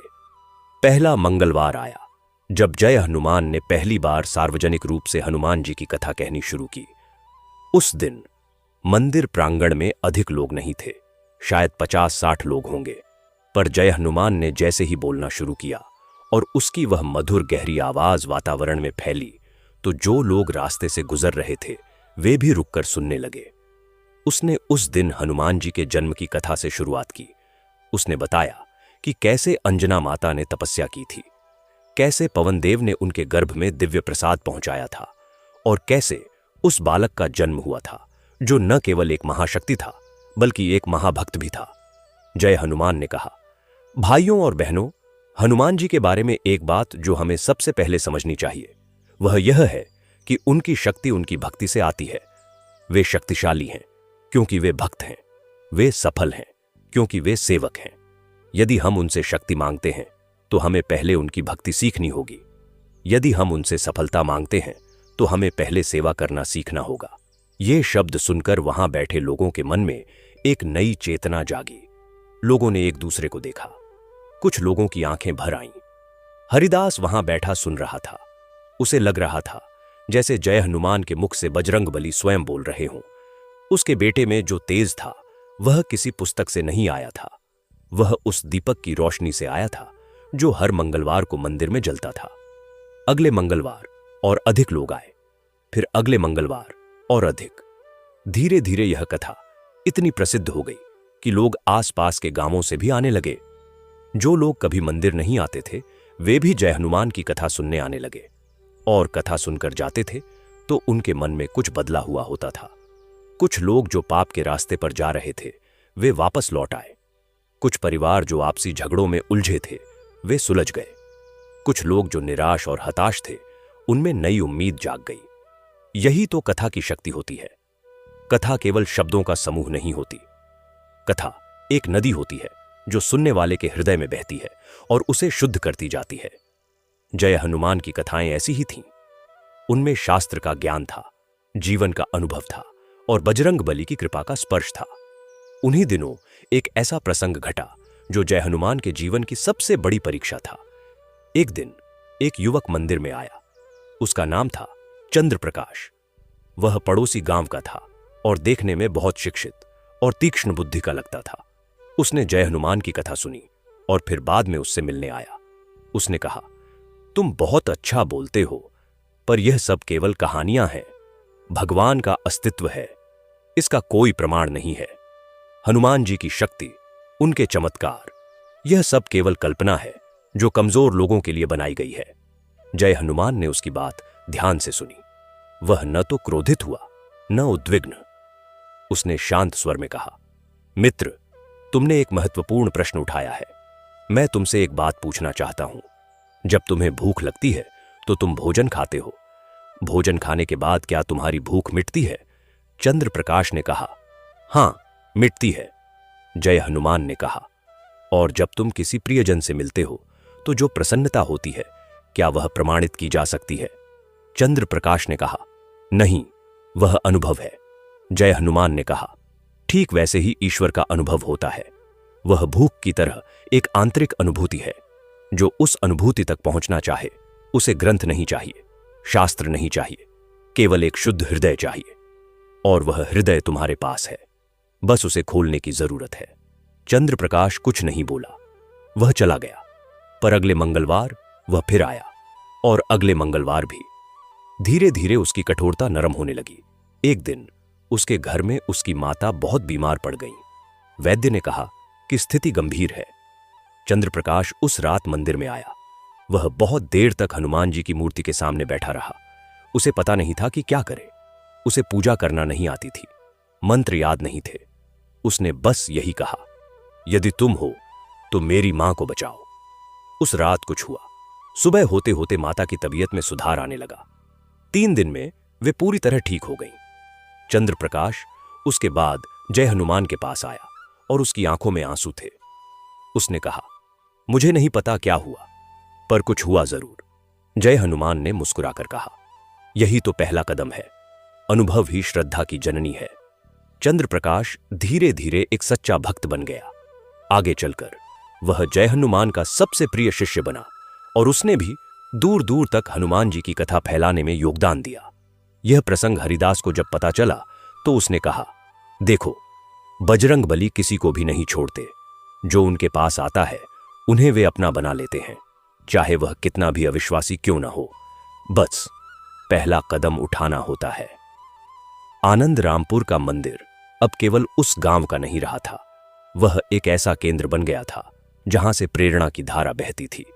जय हनुमान की कथाएं लोगों के जीवन में परिवर्तन ला रही थीं। हरिदास की दानशीलता से गांव में शिक्षा और स्वास्थ्य की सुविधाएं बढ़ रही थीं। सुमति की सेवा भावना से घर घर में एक आत्मीयता का वातावरण बन रहा था। यह सब उस एक दीपक की रोशनी थी जो कभी एक रहस्यमय बूढ़े ने हरिदास को दिया था। उस दीपक की लौ अब एक बड़ी ज्वाला बन गई थी जो दूर दूर तक प्रकाश फैला रही थी। एक वर्ष जब सावन का महीना आया तो मंदिर में एक बड़े महोत्सव का आयोजन हुआ। यह महोत्सव 7 दिनों तक चला। प्रत्येक दिन हनुमान जी के जीवन के एक पक्ष पर विचार किया गया। पहले दिन उनकी भक्ति पर, दूसरे दिन उनकी शक्ति पर, तीसरे दिन उनकी बुद्धि पर, चौथे दिन उनकी विनम्रता पर, 5वें दिन उनकी सेवा पर, छठे दिन उनकी निष्ठा पर और 7वें दिन उनकी अनंत कृपा पर। इस महोत्सव में दूर दूर से लोग आए। कुछ पंडित और विद्वान भी आए जिन्होंने जय हनुमान की वाणी सुनकर कहा कि इस युवक में एक असाधारण प्रतिभा है और यह किसी बड़े मंच पर जाने योग्य है। उन्हीं विद्वानों में से एक ने जय हनुमान को बड़े शहर के एक प्रसिद्ध धर्मसभा में बोलने का निमंत्रण दिया। जय हनुमान ने हरिदास से पूछा। हरिदास ने कहा, जाओ बेटा, बजरंग बली की कथा जितने अधिक लोगों तक पहुंचे उतना अच्छा है। पर एक बात याद रखना, जहां भी जाओ अपनी मिट्टी को मत भूलना। जड़ों से कटा हुआ पेड़ बड़ा तो हो सकता है पर फल नहीं देता। जय हनुमान ने पिता के चरण छुए और शहर की ओर चल पड़ा। उस धर्म सभा में जब उसने हनुमान जी की कथा कही तो हजारों लोग वहां उपस्थित थे। जय हनुमान ने बड़े ही सरल शब्दों में पर बहुत गहरी बात कही। उसने कहा, मित्रों, हनुमान जी के बारे में लोग कहते हैं कि वे संकट मोचन हैं, संकट हरने वाले हैं। पर क्या आपने कभी सोचा है कि वे संकट कैसे हरते हैं? वे हमारे संकट को हटाते नहीं हैं, वे हमें उस संकट से लड़ने की शक्ति देते हैं। वे समुद्र को सुखाते नहीं, वे हमें समुद्र पार करने का साहस देते हैं। यही उनकी सबसे बड़ी कृपा है। जो सुख बिना संघर्ष के मिलता है वह टिकता नहीं, पर जो सुख संघर्ष के बाद मिलता है वह जीवन भर की संपदा बन जाता है। वहां उपस्थित लोगों ने ऐसी बात पहले कभी नहीं सुनी थी। सभा में एक गहरा सन्नाटा छा गया और फिर तालियों की गड़गड़ाहट उठी। उस दिन के बाद जय हनुमान का नाम दूर दूर तक फैल गया। वह एक प्रसिद्ध कथावाचक बन गया जिसकी कथाएं लोगों के जीवन में क्रांति ला देती थीं।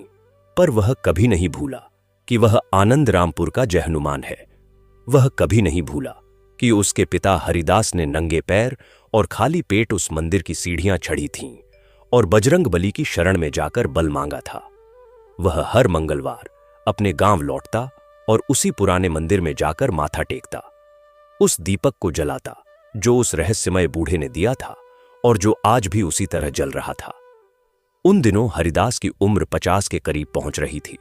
उसके बाल सफेद होने लगे थे और चेहरे पर झुर्रियां आ गई थीं, पर उसकी आंखों में वही चमक थी जो बचपन में थी। वही जिज्ञासा, वही श्रद्धा, वही विश्वास। एक बार एक युवक उसके पास आया। वह बहुत परेशान था। उसकी परेशानी वही थी जो कभी हरिदास की थी, गरीबी, अकेलापन और निराशा। युवक का नाम था राम सहाय। उसके माता पिता दोनों गुजर चुके थे और वह अकेला था। हरिदास ने उसे देखा और उसे अपने पुराने दिन याद आ गए। उसने राम सहाय को पास बैठाया और बोला, बेटा, मैं तुम्हें एक बात बताता हूं। बहुत साल पहले मैं भी ऐसे ही था जैसे आज तुम हो। उस वक्त मेरे पास भी कुछ नहीं था। राम सहाय ने आश्चर्य से कहा, आप तो इस गांव के सबसे सम्मानित व्यक्ति हैं, आपके पास सब कुछ है। हरिदास ने मुस्कुराकर कहा, हां, पर यह सब एक दिन में नहीं हुआ और यह मेरी मेहनत से भी नहीं हुआ। यह बजरंग बली की कृपा से हुआ। मैंने केवल एक काम किया, उनका भरोसा कभी नहीं तोड़ा। हरिदास ने राम सहाय को अपने साथ मंदिर ले जाना शुरू किया, उसे काम में लगाया, पढ़ाई में मदद की और धीरे धीरे उसके जीवन में भी बदलाव आने लगा। राम सहाय एक होनहार युवक था। कुछ वर्षों बाद उसने एक छोटा व्यापार शुरू किया और अपने पैरों पर खड़ा हो गया। जिस दिन राम सहाय ने पहली बार अपने परिश्रम से कमाया हुआ धन हरिदास के सामने रखा और कहा, यह आपकी कृपा से कमाया है। हरिदास ने उसे रोका और कहा, नहीं, यह बजरंग बली की कृपा से कमाया है, मेरी नहीं। यह वाक्य हरिदास का जीवन सूत्र था। उसने जो कुछ भी पाया वह कभी अपना नहीं माना। हर अच्छी चीज को वह बजरंग बली का प्रसाद मानता था और इसीलिए उसके जीवन में अहंकार का प्रवेश कभी नहीं हुआ। जो व्यक्ति अपनी सफलता को भगवान की देन मानता है वह कभी अहंकारी नहीं हो सकता, और जो अहंकार से मुक्त है उसके जीवन में सुख स्थायी होता है। हरिदास यह जीकर दिखा रहा था। आनंदरामपुर में एक दिन एक अद्भुत घटना घटी जिसने पूरे क्षेत्र को चौंका दिया। उस वर्ष बहुत बड़ा सूखा पड़ा था। वर्षा बिल्कुल नहीं हुई। नदियां सूखने लगीं, कुएं खाली होने लगे और फसलें झुलसने लगीं। आसपास के सभी गांव परेशान थे, लोग हताश हो रहे थे। उसी समय जय हनुमान ने एक विशेष पूजा का आयोजन किया। उसने कहा कि हम 7 मंगलवार तक निरंतर हनुमान जी की उपासना करेंगे और वर्षा के लिए प्रार्थना करेंगे। पर यह उपासना केवल पूजा पाठ से नहीं होगी, बल्कि इसके साथ साथ हम सब मिलकर जल संरक्षण का काम भी करेंगे। तालाब खुदवाएंगे, पुराने कुओं को साफ करेंगे और पेड़ लगाएंगे। पहले कुछ लोगों ने कहा कि पूजा और काम का क्या संबंध है। जय हनुमान ने कहा, जब हनुमान जी लंका गए तो उन्होंने केवल राम जी का नाम जपकर समुद्र पार नहीं किया, उन्होंने छलांग भी लगाई। भक्ति का अर्थ है भगवान पर भरोसा करते हुए अपना सर्वश्रेष्ठ प्रयास करना। यदि हम केवल बैठकर प्रार्थना करें और जल बचाने का कोई प्रयास न करें तो यह भक्ति अधूरी है। इस बात का लोगों पर गहरा प्रभाव पड़ा। गांव के सभी लोग एकजुट हो गए। हरिदास ने सबको संगठित किया। पुरुष, महिलाएं, बच्चे, बूढ़े सभी ने मिलकर एक बड़े तालाब की खुदाई शुरू की। 7 मंगलवार तक निरंतर पूजा हुई और साथ साथ काम भी हुआ। 7वें मंगलवार की शाम को जब पूजा चल रही थी तब आकाश में बादल आए, पहले हल्के, फिर घने, और फिर वर्षा शुरू हो गई। जो वर्षा महीनों से नहीं हुई थी वह उस मंगलवार की शाम को हुई। लोग नाचने लगे, बच्चे खुशी से भीगने लगे, महिलाओं की आंखों से आंसू बह निकले। हरिदास उस वर्षा में भीगा खड़ा था और ऊपर आकाश की ओर देख रहा था। उसके होठों पर एक ही नाम था, जय बजरंगबली। उस वर्षा ने न केवल आनंदरामपुर को बचाया बल्कि आसपास के कई गांवों को भी राहत दी। लोग कहने लगे कि आनंदरामपुर की पुण्य भूमि और वहां के मंदिर की शक्ति से यह संभव हुआ। उस घटना के बाद मंदिर की ख्याति और भी अधिक बढ़ गई। दूर दूर से लोग आने लगे। कुछ राजाओं और धनिकों ने मंदिर में बड़े बड़े दान किए, पर हरिदास और जय हनुमान ने उस धन का उपयोग बहुत सोच समझकर किया। उस धन से एक बड़ा धर्मशाला बनी जहां तीर्थयात्री रुक सकते थे। एक छोटा अस्पताल बना जहां गरीब लोगों का निःशुल्क उपचार होता था। एक बड़ी पाठशाला बनी जहां बच्चों को मुफ्त शिक्षा दी जाती थी। यह सब देखकर गांव के लोग कहते थे कि हरिदास ने इस गांव की काया पलट दी। पर हरिदास हमेशा कहता, यह मंदिर ने किया है, बजरंगबली ने किया है, हम तो केवल उनके हाथ हैं। एक बार एक बहुत बड़े और प्रसिद्ध व्यापारी आए जिनका नाम था श्रीधर शेठ। वे दूर शहर से आए थे और उन्होंने हरिदास की जीवन कथा सुनी थी। उन्होंने हरिदास से मिलने की इच्छा व्यक्त की। जब वे मिले तो श्रीधर शेठ ने कहा, हरिदास जी, मैंने बड़े बड़े व्यापारियों से मिला हूं, बड़े बड़े साधुओं से भी मिला हूं, पर आप जैसा इंसान मैंने नहीं देखा। आप व्यापारी भी हैं और भक्त भी, समाज सेवक भी हैं और परिवार के मुखिया भी। यह सब संतुलन कैसे बनाते हैं? हरिदास ने बहुत सरलता से जवाब दिया, शेठ जी, मैं कोई विशेष नहीं हूं। मैं तो वही करता हूं जो बजरंगबली मुझसे करवाते हैं। जब व्यापार का समय होता है तो व्यापार, जब सेवा का समय होता है तो सेवा, जब परिवार का समय होता है तो परिवार, और जब भक्ति का समय होता है तो भक्ति। इसमें कोई उलझन नहीं है, क्योंकि मैं सब कुछ उन्हीं के लिए करता हूं। व्यापार में ईमानदारी इसलिए रखता हूं क्योंकि वे देख रहे हैं। परिवार की देखभाल इसलिए करता हूं क्योंकि यह भी उनकी सेवा है। सेवा इसलिए करता हूं क्योंकि उनका आदेश है। जब सब कुछ एक ही केंद्र से जुड़ा हो तो जीवन में उलझन नहीं होती। श्रीधर शेठ ने यह सुनकर कहा, आज मुझे अपने जीवन का सबसे बड़ा ज्ञान मिला। वे हरिदास के पास कुछ दिन रुके और मंदिर में प्रतिदिन जाते रहे। जाते समय उन्होंने मंदिर में एक बड़ा दान दिया और कहा, अगली बार जब आऊंगा तो और अधिक लाऊंगा। वे उसके बाद कई बार आए और हर बार कुछ न कुछ नया मंदिर और गांव के लिए लेकर आए। पर यह सब हुआ उस संबंध के कारण जो हरिदास की सरलता और सच्चाई ने बनाया था। समय बीतता रहा। हरिदास की उम्र 60 के पार हो गई। उसके बाल पूरे सफेद हो गए थे। उसका शरीर थकने लगा था, पर मन अभी भी वैसा ही था जैसे पहले था। वह अभी भी हर मंगलवार मंदिर जाता था, अभी भी वही दीपक लेकर जाता था, पर अब उसे सीढ़ियां चढ़ने में थोड़ी तकलीफ होती थी। जय हनुमान या सुमति उसके साथ चले जाते थे। एक मंगलवार की सुबह हरिदास उठा और उसे शरीर में असामान्य कमजोरी महसूस हुई। सुमति ने कहा, आज नहीं जाओ, शरीर ठीक नहीं लग रहा। हरिदास ने कहा, सुमति, मैं उस मंगलवार से नहीं चूका जब से मां ने यह विश्वास मेरे हृदय में डाला था। आज क्यों चूकूं? सुमति कुछ नहीं बोली। वह जानती थी कि हरिदास को कोई नहीं रोक सकता। दोनों धीरे धीरे मंदिर गए। उस दिन मंदिर में बहुत शांति थी। जय हनुमान भी साथ था। तीनों ने मिलकर पूजा की और वह दीपक जलाया। हरिदास देर तक बैठा रहा।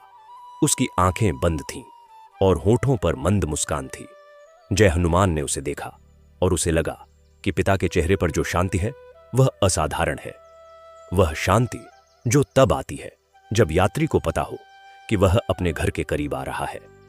हरिदास ने आंखें खोली और हनुमान जी की मूर्ति को देखते हुए कहा, प्रभु, मैं नहीं जानता कि मेरे जीवन में कितने मंगलवार और बचे हैं, पर जितने भी बचे हैं वे सब तुम्हारे लिए हैं, और जब यह देह नहीं रहेगी तब भी मेरी आत्मा तुम्हारे चरणों में रहे। मंदिर में हवा चली और दीपक की लौ ऊंची हो गई। यह कोई संयोग नहीं था। यह उस भक्त और भगवान के बीच का संवाद था जो शब्दों में नहीं होता, जो केवल अनुभव किया जाता है। उस दिन के बाद से हरिदास के स्वास्थ्य में धीरे धीरे सुधार होने लगा। सुमति कहती थी कि मंदिर जाना ही उनकी दवा है। जय हनुमान कहता था कि बजरंगबली का आशीर्वाद ही उनकी शक्ति है, और हरिदास कहता था कि उसका विश्वास ही उसकी जड़ है। इन तीनों के जीवन में बजरंगबली की उपस्थिति उतनी ही स्वाभाविक थी जितनी सांस लेना। वे उनके साथ उठते थे, उनके साथ सोते थे, उनके साथ काम करते थे और उनके साथ आराम करते थे। यही सच्ची भक्ति है। जो केवल मंदिर में हो वह भक्ति नहीं, आचरण है। जो जीवन के हर पल में हो वह भक्ति है, वह प्रेम है। आनंद रामपुर के उस पुराने मंदिर की कथा यहीं खत्म नहीं होती। वह दीपक जो उस रहस्यमय बूढ़े ने दिया था वह अभी भी जलता है। हर मंगलवार जब उस मंदिर में भक्त आते हैं और हनुमान जी के चरणों में माथा टेकते हैं, तब हरिदास की याद आती है। उस युवक की याद जो नंगे पैर और खाली पेट आया था और जिसने केवल बल मांगा था। बजरंगबली ने उसे बल दिया और बल के साथ सब कुछ दे दिया। जो व्यक्ति केवल शक्ति मांगता है वह जीवन की हर परीक्षा में सफल होता है। जो धन मांगता है वह धन आने पर भी असंतुष्ट रहता है, पर जो केवल बल मांगता है कि मैं संकटों से हार न मानूं, ऐसे भक्त को बजरंगबली सब कुछ देते हैं, क्योंकि ऐसा व्यक्ति सब कुछ का सदुपयोग करना जानता है। हरिदास ने जो मांगा था वही उसे मिला, और उसके साथ वह सब भी मिला जो उसने नहीं मांगा था। यही बजरंगबली की लीला है, यही उनकी असीम कृपा है, यही उनका अनंत प्रेम है। जो उनके द्वार पर सच्चे मन से जाता है वे उसे कभी खाली नहीं लौटाते। जो उनके नाम का सहारा लेता है उसे संसार की कोई शक्ति नहीं तोड़ सकती। जो उनकी भक्ति में डूबता है वह संसार के सागर को पार कर जाता है। इसीलिए हर मंगलवार जब सूरज की पहली किरण उस पहाड़ी के शिखर को छूती है और मंदिर की घंटी बजती है, तब आनंदरामपुर के हर घर में एक ही आवाज गूंजती है, जय बजरंगबली, जय पवनपुत्र, जय संकटमोचन। अब इस कथा में एक ऐसा अध्याय जुड़ने वाला था जो पहले के सभी अध्यायों से अधिक गहरा और विचलित करने वाला था। जय हनुमान जब अपनी कथाओं के माध्यम से दूर दूर तक प्रसिद्ध हो गया था, तब एक दिन उसके जीवन में एक ऐसा संकट आया जिसने उसकी नींव को हिला दिया। यह संकट बाहर से नहीं आया था, यह संकट उसके भीतर से आया था। जब व्यक्ति बहुत प्रसिद्ध हो जाता है तो उसके आसपास दो तरह के लोग आने लगते हैं। एक वे जो उसकी सफलता से प्रेरणा लेकर आते हैं, और दूसरे वे जो उसकी सफलता से जलकर आते हैं। जय हनुमान के आसपास भी ऐसे लोग आने लगे जो उसकी प्रशंसा के बहाने उसे भटकाना चाहते थे।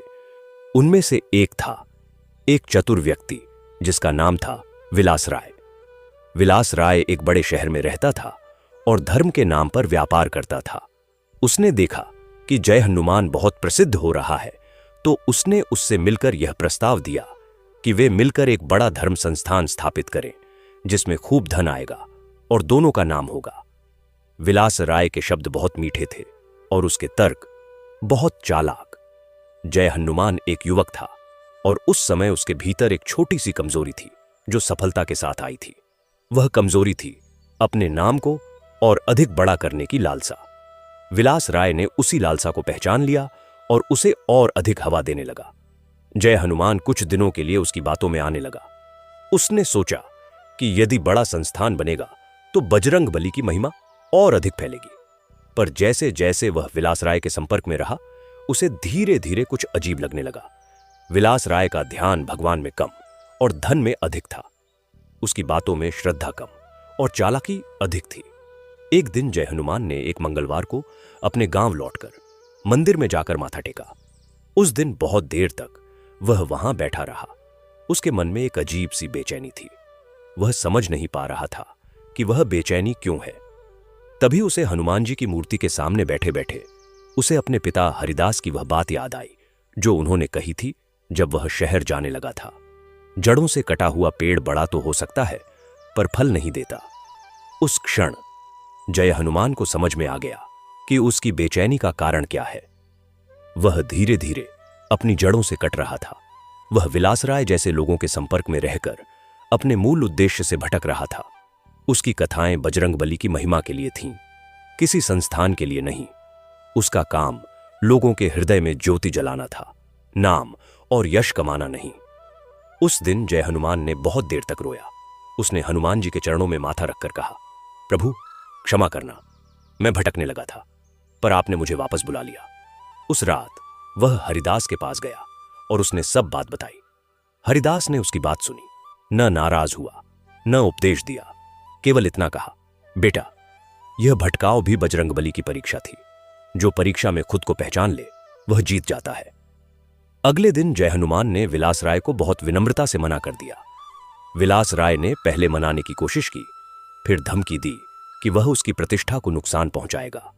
जय हनुमान ने शांत स्वर में कहा, जो प्रतिष्ठा बजरंगबली ने दी है उसे कोई नहीं छीन सकता, और यदि उनकी इच्छा से जाए तो उसे जाना ही चाहिए। विलास राय चला गया।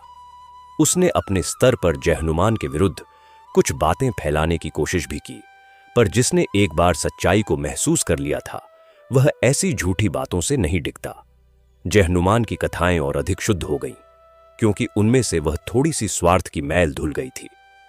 हरिदास जब यह सब देखता था तो उसके मन में एक गहरा संतोष था। उसका बेटा वह रास्ता चल रहा था जो सही था, वही रास्ता जो उसने स्वयं चला था। संघर्ष, परीक्षा, भटकाव, वापसी और फिर और अधिक दृढ़ता से आगे बढ़ना, यही जीवन का चक्र है और इस चक्र में बजरंगबली हमेशा साथ रहते हैं। उन दिनों आनंदरामपुर में एक और महत्वपूर्ण बदलाव हो रहा था। गांव में पहले जो अशिक्षा और अज्ञान था वह धीरे धीरे कम होने लगा था। जो पाठशाला मंदिर के धन से बनाई गई थी उसमें अब 100 से अधिक बच्चे पढ़ते थे।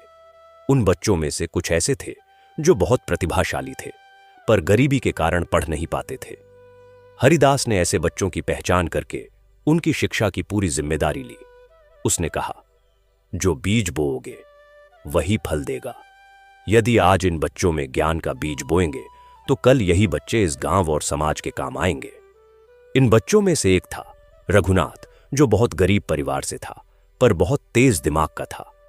हरिदास ने उसकी पढ़ाई का खर्च उठाया और उसे बड़े शहर के एक अच्छे विद्यालय में भेजा। रघुनाथ ने बहुत मेहनत की और आगे चलकर एक बड़े वैद्य बने। जब वे वापस गांव आए तो उन्होंने वही अस्पताल जो मंदिर के धन से बना था उसमें निःशुल्क सेवा देना शुरू किया। इस प्रकार बजरंगबली की कृपा का एक चक्र चलता रहा। एक व्यक्ति ने विश्वास रखा, भगवान ने उसे ऊपर उठाया, उसने दूसरों को ऊपर उठाया और वे दूसरे और लोगों को ऊपर उठाने लगे। यही भक्ति की सबसे बड़ी शक्ति है कि वह एक व्यक्ति से शुरू होकर अनगिनत लोगों तक पहुंच जाती है। एक वर्ष हनुमान जयंती पर जो उत्सव हुआ वह अब तक का सबसे बड़ा उत्सव था। दूर दूर से हजारों लोग आए। उस दिन जय हनुमान ने एक ऐसी कथा कही जो उपस्थित सभी लोगों के हृदय को छू गई। उसने सुंदरकांड का वह प्रसंग सुनाया जब हनुमान जी माता सीता से मिले थे। उसने कहा, भाइयों और बहनों, जब हनुमान जी माता सीता से मिले तो उन्होंने सबसे पहले उन्हें राम जी का नाम सुनाया। उन्होंने कहा, माता, श्री रामचंद्र जी ने आपको यह संदेश भेजा है। वे आ रहे हैं, पर जो उस कठिन समय में भगवान का नाम नहीं छोड़ता वह जब आसान समय आता है तो और अधिक खुशी से जीता है। उस हनुमान जयंती के उत्सव में हरिदास को सभी लोगों ने सम्मानित किया। उन्होंने उसे मंच पर बुलाया और कहा, इस गांव की जो भी उन्नति हुई है उसमें हरिदास का योगदान सबसे अधिक है। हरिदास ने माइक के सामने जाकर बहुत थोड़ा कहा, पर जो कहा वह बहुत गहरा था। उसने कहा, मित्रों, मेरा कोई योगदान नहीं है, मैंने केवल एक काम किया था। एक दिन जब मुझे लगा कि सब कुछ खत्म हो गया तब मैंने हनुमान जी के द्वार खटखटाया था और उनसे बल मांगा था। उन्होंने बल दिया, बाकी सब उन्होंने किया। मेरे हाथ केवल उनके निमित्त थे। यदि आप इस उत्सव से एक बात लेकर जाएं तो बस यही लेकर जाएं कि जब भी जीवन में संकट हो, जब भी अंधेरा हो, जब भी रास्ता न दिखे तो उस पहाड़ी के मंदिर में जाओ या मन के मंदिर में जाओ और बजरंगबली से बल मांगो। वे देंगे, वे हमेशा देते हैं। हरिदास जब मंच से उतरा तो पूरी सभा में जय बजरंगबली का जयकारा गूंजा। उस जयकारे में हजारों आवाजें थीं, पर हरिदास को उसमें एक और आवाज सुनाई दी। वह आवाज उसकी मां की थी जो उसने बचपन में सुनी थी। वही आवाज जो कहती थी, बेटा याद रखना, जब संसार में कोई साथ न दे तब बजरंगबली का नाम लेना। वे अपने भक्त को कभी अकेला नहीं छोड़ते। आज वह आवाज उन हजारों जयकारों में मिलकर स्वर्ग तक पहुंच रही थी और हरिदास जानता था कि उसकी मां वहां सुन रही थी। इस कथा का यह अंश यहां विश्राम लेता है, पर यह कथा अभी समाप्त नहीं हुई है। जब तक आनंदरामपुर का वह मंदिर है, जब तक वह दीपक जलता है, जब तक जय हनुमान की वाणी लोगों के हृदय को जगाती है, जब तक कोई हरिदास का नाम लेकर बजरंगबली के द्वार जाता है, यह कथा चलती रहेगी। जय श्री राम, जय बजरंगबली, जय पवन पुत्र हनुमान। जय श्री राम जय बजरंगबली के उस जयकारे की गूंज जब धीरे धीरे शांत हुई और उत्सव की भीड़ अपने अपने घरों को लौटने लगी, तब आनंदरामपुर की वह संध्या एक अलग ही रंग में रंगी हुई थी। आकाश में सूर्य अस्त हो रहा था और उसकी लालिमा पूरी पहाड़ी पर फैली हुई थी। मंदिर का शिखर उस लालिमा में इस प्रकार दमक रहा था जैसे किसी ने वहां एक विशाल दीपक जला दिया हो। हरिदास उस संध्या में अकेला बरगद के पेड़ के नीचे बैठा था। उसके आसपास अभी भी कुछ दीपक जल रहे थे जो भक्तों ने जलाए थे और अभी तक बुझे नहीं थे। हवा बहुत धीमी थी और उन दीपकों की लौ लगभग स्थिर थी। हरिदास अपनी मां की नीम की माला को हाथों में लिए हुए था और आंखें बंद किए हुए था। उसके होंठ धीरे धीरे हिल रहे थे। वह कुछ गुनगुना रहा था, इतना धीरे कि केवल वही सुन सकता था। वह भजन था जो उसकी मां गाती थी। वह भजन था जो उसने बचपन में उन रातों में सुना था जब घर में अनाज नहीं होता था और मां भूखी रहकर उसे खाना खिलाती थी और स्वयं हनुमान जी का भजन गाती रहती थी। वह भजन था जो दुख में भी शांति देता था। जय हनुमान पास आकर बैठ गया। उसने अपने पिता को देखा। उसे लगा जैसे यह क्षण बहुत पवित्र है। उसने कुछ नहीं कहा। वह भी चुपचाप बैठ गया और अपने पिता के साथ उस संध्या का अनुभव करने लगा। कुछ देर बाद हरिदास ने आंखें खोली और अपने बेटे को देखकर मुस्कुराया। उसने कहा, जानते हो बेटा, आज इस उत्सव में जब सब लोग मुझे सम्मान दे रहे थे तब मेरे मन में क्या चल रहा था? जय हनुमान ने पूछा। क्या पिताजी? हरिदास ने कहा, मैं सोच रहा था कि जब मैं पहली बार इस मंदिर में आया था तब मेरे पैरों में चप्पल नहीं थी। आज भी जब यहां आता हूं तो चप्पल बाहर उतार देता हूं। उस दिन मजबूरी से नंगे पैर था, आज श्रद्धा से। पर नंगे पैर दोनों बार एक जैसा लगा। शायद इसीलिए कि दोनों बार यही भाव था कि इस भूमि पर मैं कुछ नहीं हूं, यहां केवल वे हैं। जय हनुमान की आंखें भर आईं। उसने कहा, पिताजी, आप जो हैं वह मैं शब्दों में नहीं कह सकता, पर एक बात कहूंगा। आपने मुझे जो सबसे बड़ी विरासत दी है वह धन नहीं है, व्यापार नहीं है, यह नाम और यश भी नहीं है। वह विरासत है, वह दीपक जो हर मंगलवार जलता है। हरिदास ने उस दीपक को देखा जो अभी भी जल रहा था। उसने कहा, हां बेटा, यह दीपक। मुझे नहीं पता वह बूढ़ा कौन था जिसने यह दिया था, पर अब मुझे पूरा विश्वास है वह बजरंगबली के किसी रूप में आए थे, या शायद स्वयं बजरंगबली थे, क्योंकि यह दीपक साधारण नहीं है। इसे कभी आंधी नहीं बुझा सकी, कभी वर्षा नहीं बुझा सकी, और शायद इसीलिए मेरे जीवन की ज्योति भी कभी नहीं बुझी। दोनों बाप बेटे बहुत देर तक उस बरगद के नीचे बैठे रहे। उस रात चंद्रमा बहुत उज्जवल था और उसकी रोशनी में मंदिर का प्रांगण चांदी की तरह चमक रहा था। सुमति भी बाद में आ गई और तीनों एक साथ बैठकर हनुमान जी का स्मरण करते रहे। उस रात आनंद रामपुर के उस मंदिर में जो शांति थी वह स्वर्गिक थी, और उस शांति में हरिदास के जीवन के सभी संघर्ष, सभी दुख, सभी आंसू और सभी प्रार्थनाएं एक साथ मिलकर एक सुंदर गीत बन गई थीं। वह गीत जो केवल भक्त के हृदय में बजता है और जिसे केवल भगवान सुनते हैं। उन दिनों जब आनंद रामपुर में यह सब हो रहा था तब उस गांव से कुछ दूर एक और गांव था जिसका नाम था शिवपुरा। शिवपुरा और आनंद रामपुर के बीच कभी कोई संबंध नहीं था। वे दोनों गांव अलग अलग दिशाओं में थे और उनके बीच एक घना जंगल था। उस जंगल को लोग रात में पार नहीं करते थे, क्योंकि कहते थे कि उस जंगल में कोई अदृश्य शक्ति है। शिवपुरा के लोग बहुत कठिन जीवन जी रहे थे। उनके गांव में न कोई मंदिर था, न कोई पाठशाला, न कोई वैद्य। गांव के मुखिया का नाम था कालू सिंह, जो बहुत अहंकारी और क्रूर था। वह लोगों पर मनमाना कर लगाता था और जो नहीं देता उसे गांव से निकाल देता था।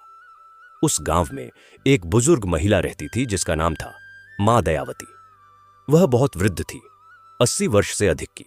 उसकी आंखें कमजोर हो गई थीं, पर उसका मन अभी भी तेज था। मां दयावती बहुत गहरी आस्था वाली महिला थी। वह हर दिन सूर्योदय से पहले उठकर पूजा करती और हनुमान जी का नाम जपती। उसके पास एक पुरानी हनुमान चालीसा थी जो उसके पति ने कहीं से लाई थी और जिसे वह रोज पढ़ती थी। उसके गांव में उसके अलावा कोई भी हनुमान जी को नहीं जानता था। लोग कहते थे कि यह बुढ़िया पागल है। मां दयावती को यह सुनकर दुख होता था, पर वह चुप रहती थी। उसे विश्वास था कि एक दिन इस गांव में भी बजरंगबली की कृपा उतरेगी। एक रात मां दयावती को एक स्वप्न आया। उसने देखा कि एक युवक आ रहा है जो हनुमान जी की कथा कहता है और जिसके आने से इस गांव का अंधकार दूर होगा। वह युवक पहाड़ी के उस पार से आएगा। मां दयावती सुबह उठी और उसने यह स्वप्न अपने पड़ोसी को बताया। सबने हंसकर टाल दिया, पर मां दयावती को विश्वास था। वह हर दिन उस जंगल की दिशा में देखती और प्रार्थना करती। उसी समय आनंद रामपुर में जय हनुमान को एक विचार आया। उसने सोचा कि जो कथाएं वह यहां कहता है वे तो लोगों तक पहुंच रही हैं, पर जो लोग दूर के गांवों में हैं, जहां कभी कोई कथावाचक नहीं जाता, वे क्या करें। उसने हरिदास से कहा, पिताजी, मैं सोच रहा हूं कि आसपास के गांवों में जाकर कथा कहूं। हरिदास ने कहा, यह तो बहुत अच्छा विचार है बेटा, पर कहां से शुरू करोगे। जय हनुमान ने कहा, जहां बजरंगबली ले जाएं। अगले मंगलवार को जय हनुमान ने मंदिर में पूजा की और हनुमान जी से मार्गदर्शन मांगा। पूजा के बाद जब वह बाहर निकला तो उसने देखा कि एक बूढ़ा आदमी मंदिर की सीढ़ियों पर बैठा है। वह बहुत थका हुआ था और पानी मांग रहा था। जय हनुमान ने उसे पानी दिया और पूछा, दादाजी कहां से आ रहे हैं? बूढ़े ने कहा, शिवपुरा से। जय हनुमान ने पूछा, क्यों आए? बूढ़े ने कहा, हमारे गांव में एक बुजुर्ग मां दयावती हैं। वे बहुत बीमार पड़ गई हैं। वे अपने स्वप्न की बात बार बार कह रही हैं कि कोई कथावाचक आएगा। उन्होंने मुझे यहां भेजा कि यहां के मंदिर में कोई ऐसा मिलेगा जो आ सके। जय हनुमान की आंखें चमक उठीं। उसे लगा जैसे बजरंगबली ने उसके प्रश्न का उत्तर दे दिया। उसने तुरंत कहा, दादाजी मैं चलूंगा। हरिदास को जब यह पता चला तो उसने कहा, बेटा वह जंगल रात में खतरनाक है। जय हनुमान ने कहा, पिताजी जिसके साथ बजरंगबली है उसके लिए कोई रास्ता खतरनाक नहीं है। अगले दिन सुबह जय हनुमान उस बूढ़े के साथ शिवपुरा की ओर चल पड़ा। जंगल घना था, दोनों चलते रहे। जंगल में कई जगह रास्ता टूटा हुआ था और झाड़ियां बहुत घनी थीं, पर जय हनुमान के मुख से निरंतर हनुमान जी का नाम चल रहा था। उसे कोई भय नहीं था। दोपहर होते होते वे शिवपुरा पहुंच गए। जय हनुमान ने देखा कि यह गांव आनंद रामपुर से बिल्कुल अलग था। यहां के लोगों के चेहरे पर एक थकान और उदासी थी। कोई किसी से ज्यादा बात नहीं कर रहा था। बच्चे खेलते भी थे तो उनकी आंखों में वह चमक नहीं थी जो निश्चिंत बच्चों की आंखों में होती है। जय हनुमान को लगा जैसे इस गांव पर एक अदृश्य दुख का साया है। मां दयावती के घर पहुंचा तो देखा कि वह एक खाट पर लेटी है। उनका शरीर बहुत कमजोर हो गया था, पर जैसे ही उन्होंने जय हनुमान को देखा तो उनकी आंखें चमक उठीं। उन्होंने कांपते हाथों से उसे पकड़ा और कहा, बेटा तुम आ गए। मुझे पता था तुम आओगे। जय हनुमान ने उनके पांव छुए और कहा, मां मैं आया हूं, बजरंगबली ने भेजा है। मां दयावती के नेत्रों से आंसू बह निकले। उन्होंने कहा, मैंने अपनी सारी उम्र इस गांव में बजरंगबली का नाम लिया। लोगों ने मुझे पागल कहा, पर मुझे विश्वास था कि एक दिन यहां भी उनकी ज्योति जलेगी। आज तुम्हारे रूप में वे स्वयं आए हैं। जय हनुमान ने उस गांव में 3 दिन रुकने का निर्णय किया। अगले दिन सुबह उसने गांव के बीच में एक खुली जगह पर बैठकर हनुमान चालीसा का पाठ शुरू किया। शुरू में केवल मां दयावती और 4-5 बूढ़े बुजुर्ग लोग आए। बाकी लोग दूर से देखते रहे, पर जय हनुमान की आवाज में एक ऐसी शक्ति थी कि धीरे धीरे लोग खिंचते चले आए। उसने जब हनुमान चालीसा के बाद हनुमान जी की कथा शुरू की तो उसकी आवाज में इतना माधुर्य और इतनी गहराई थी कि लोग भूल गए कि वे कहां थे। उसने उस दिन हनुमान जी के बाल्यकाल की कथा सुनाई। उसने बताया कि कैसे बालक हनुमान ने सूर्य को फल समझकर पकड़ने की कोशिश की थी। उसने कहा, भाइयों और बहनों, सोचिए उस बालक की निडरता को। जिसे संसार देखकर डरता है उसे वह छूने निकल पड़ा। यही हनुमान जी का स्वभाव है। वे कभी संकट से डरते नहीं, वे संकट की ओर बढ़ते हैं। और यही संदेश वे हमें देते हैं। जब जीवन में कोई बड़ी चुनौती आए तो डर कर पीछे मत हटो, हनुमान जी का नाम लेकर आगे बढ़ो। यह सुनकर एक बूढ़े किसान की आंखों में आंसू आ गए। वह उठकर जय हनुमान के पास आया और बोला, बेटा 50 साल से मैंने ऐसी बात नहीं सुनी थी। दूसरे दिन और अधिक लोग आए। तीसरे दिन तो पूरा गांव आ गया। यहां तक कि कालू सिंह का बेटा भी आया जो अपने पिता से अलग स्वभाव का था। उस तीसरे दिन जय हनुमान ने एक ऐसी बात कही जिसने कालू सिंह के बेटे के हृदय को छू लिया।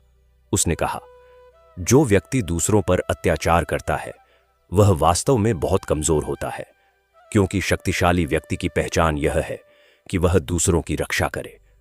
हनुमान जी के पास इतनी शक्ति थी कि वे किसी को भी कुचल सकते थे, पर उन्होंने अपनी शक्ति सदा रक्षा के लिए उपयोग की, अत्याचार के लिए नहीं।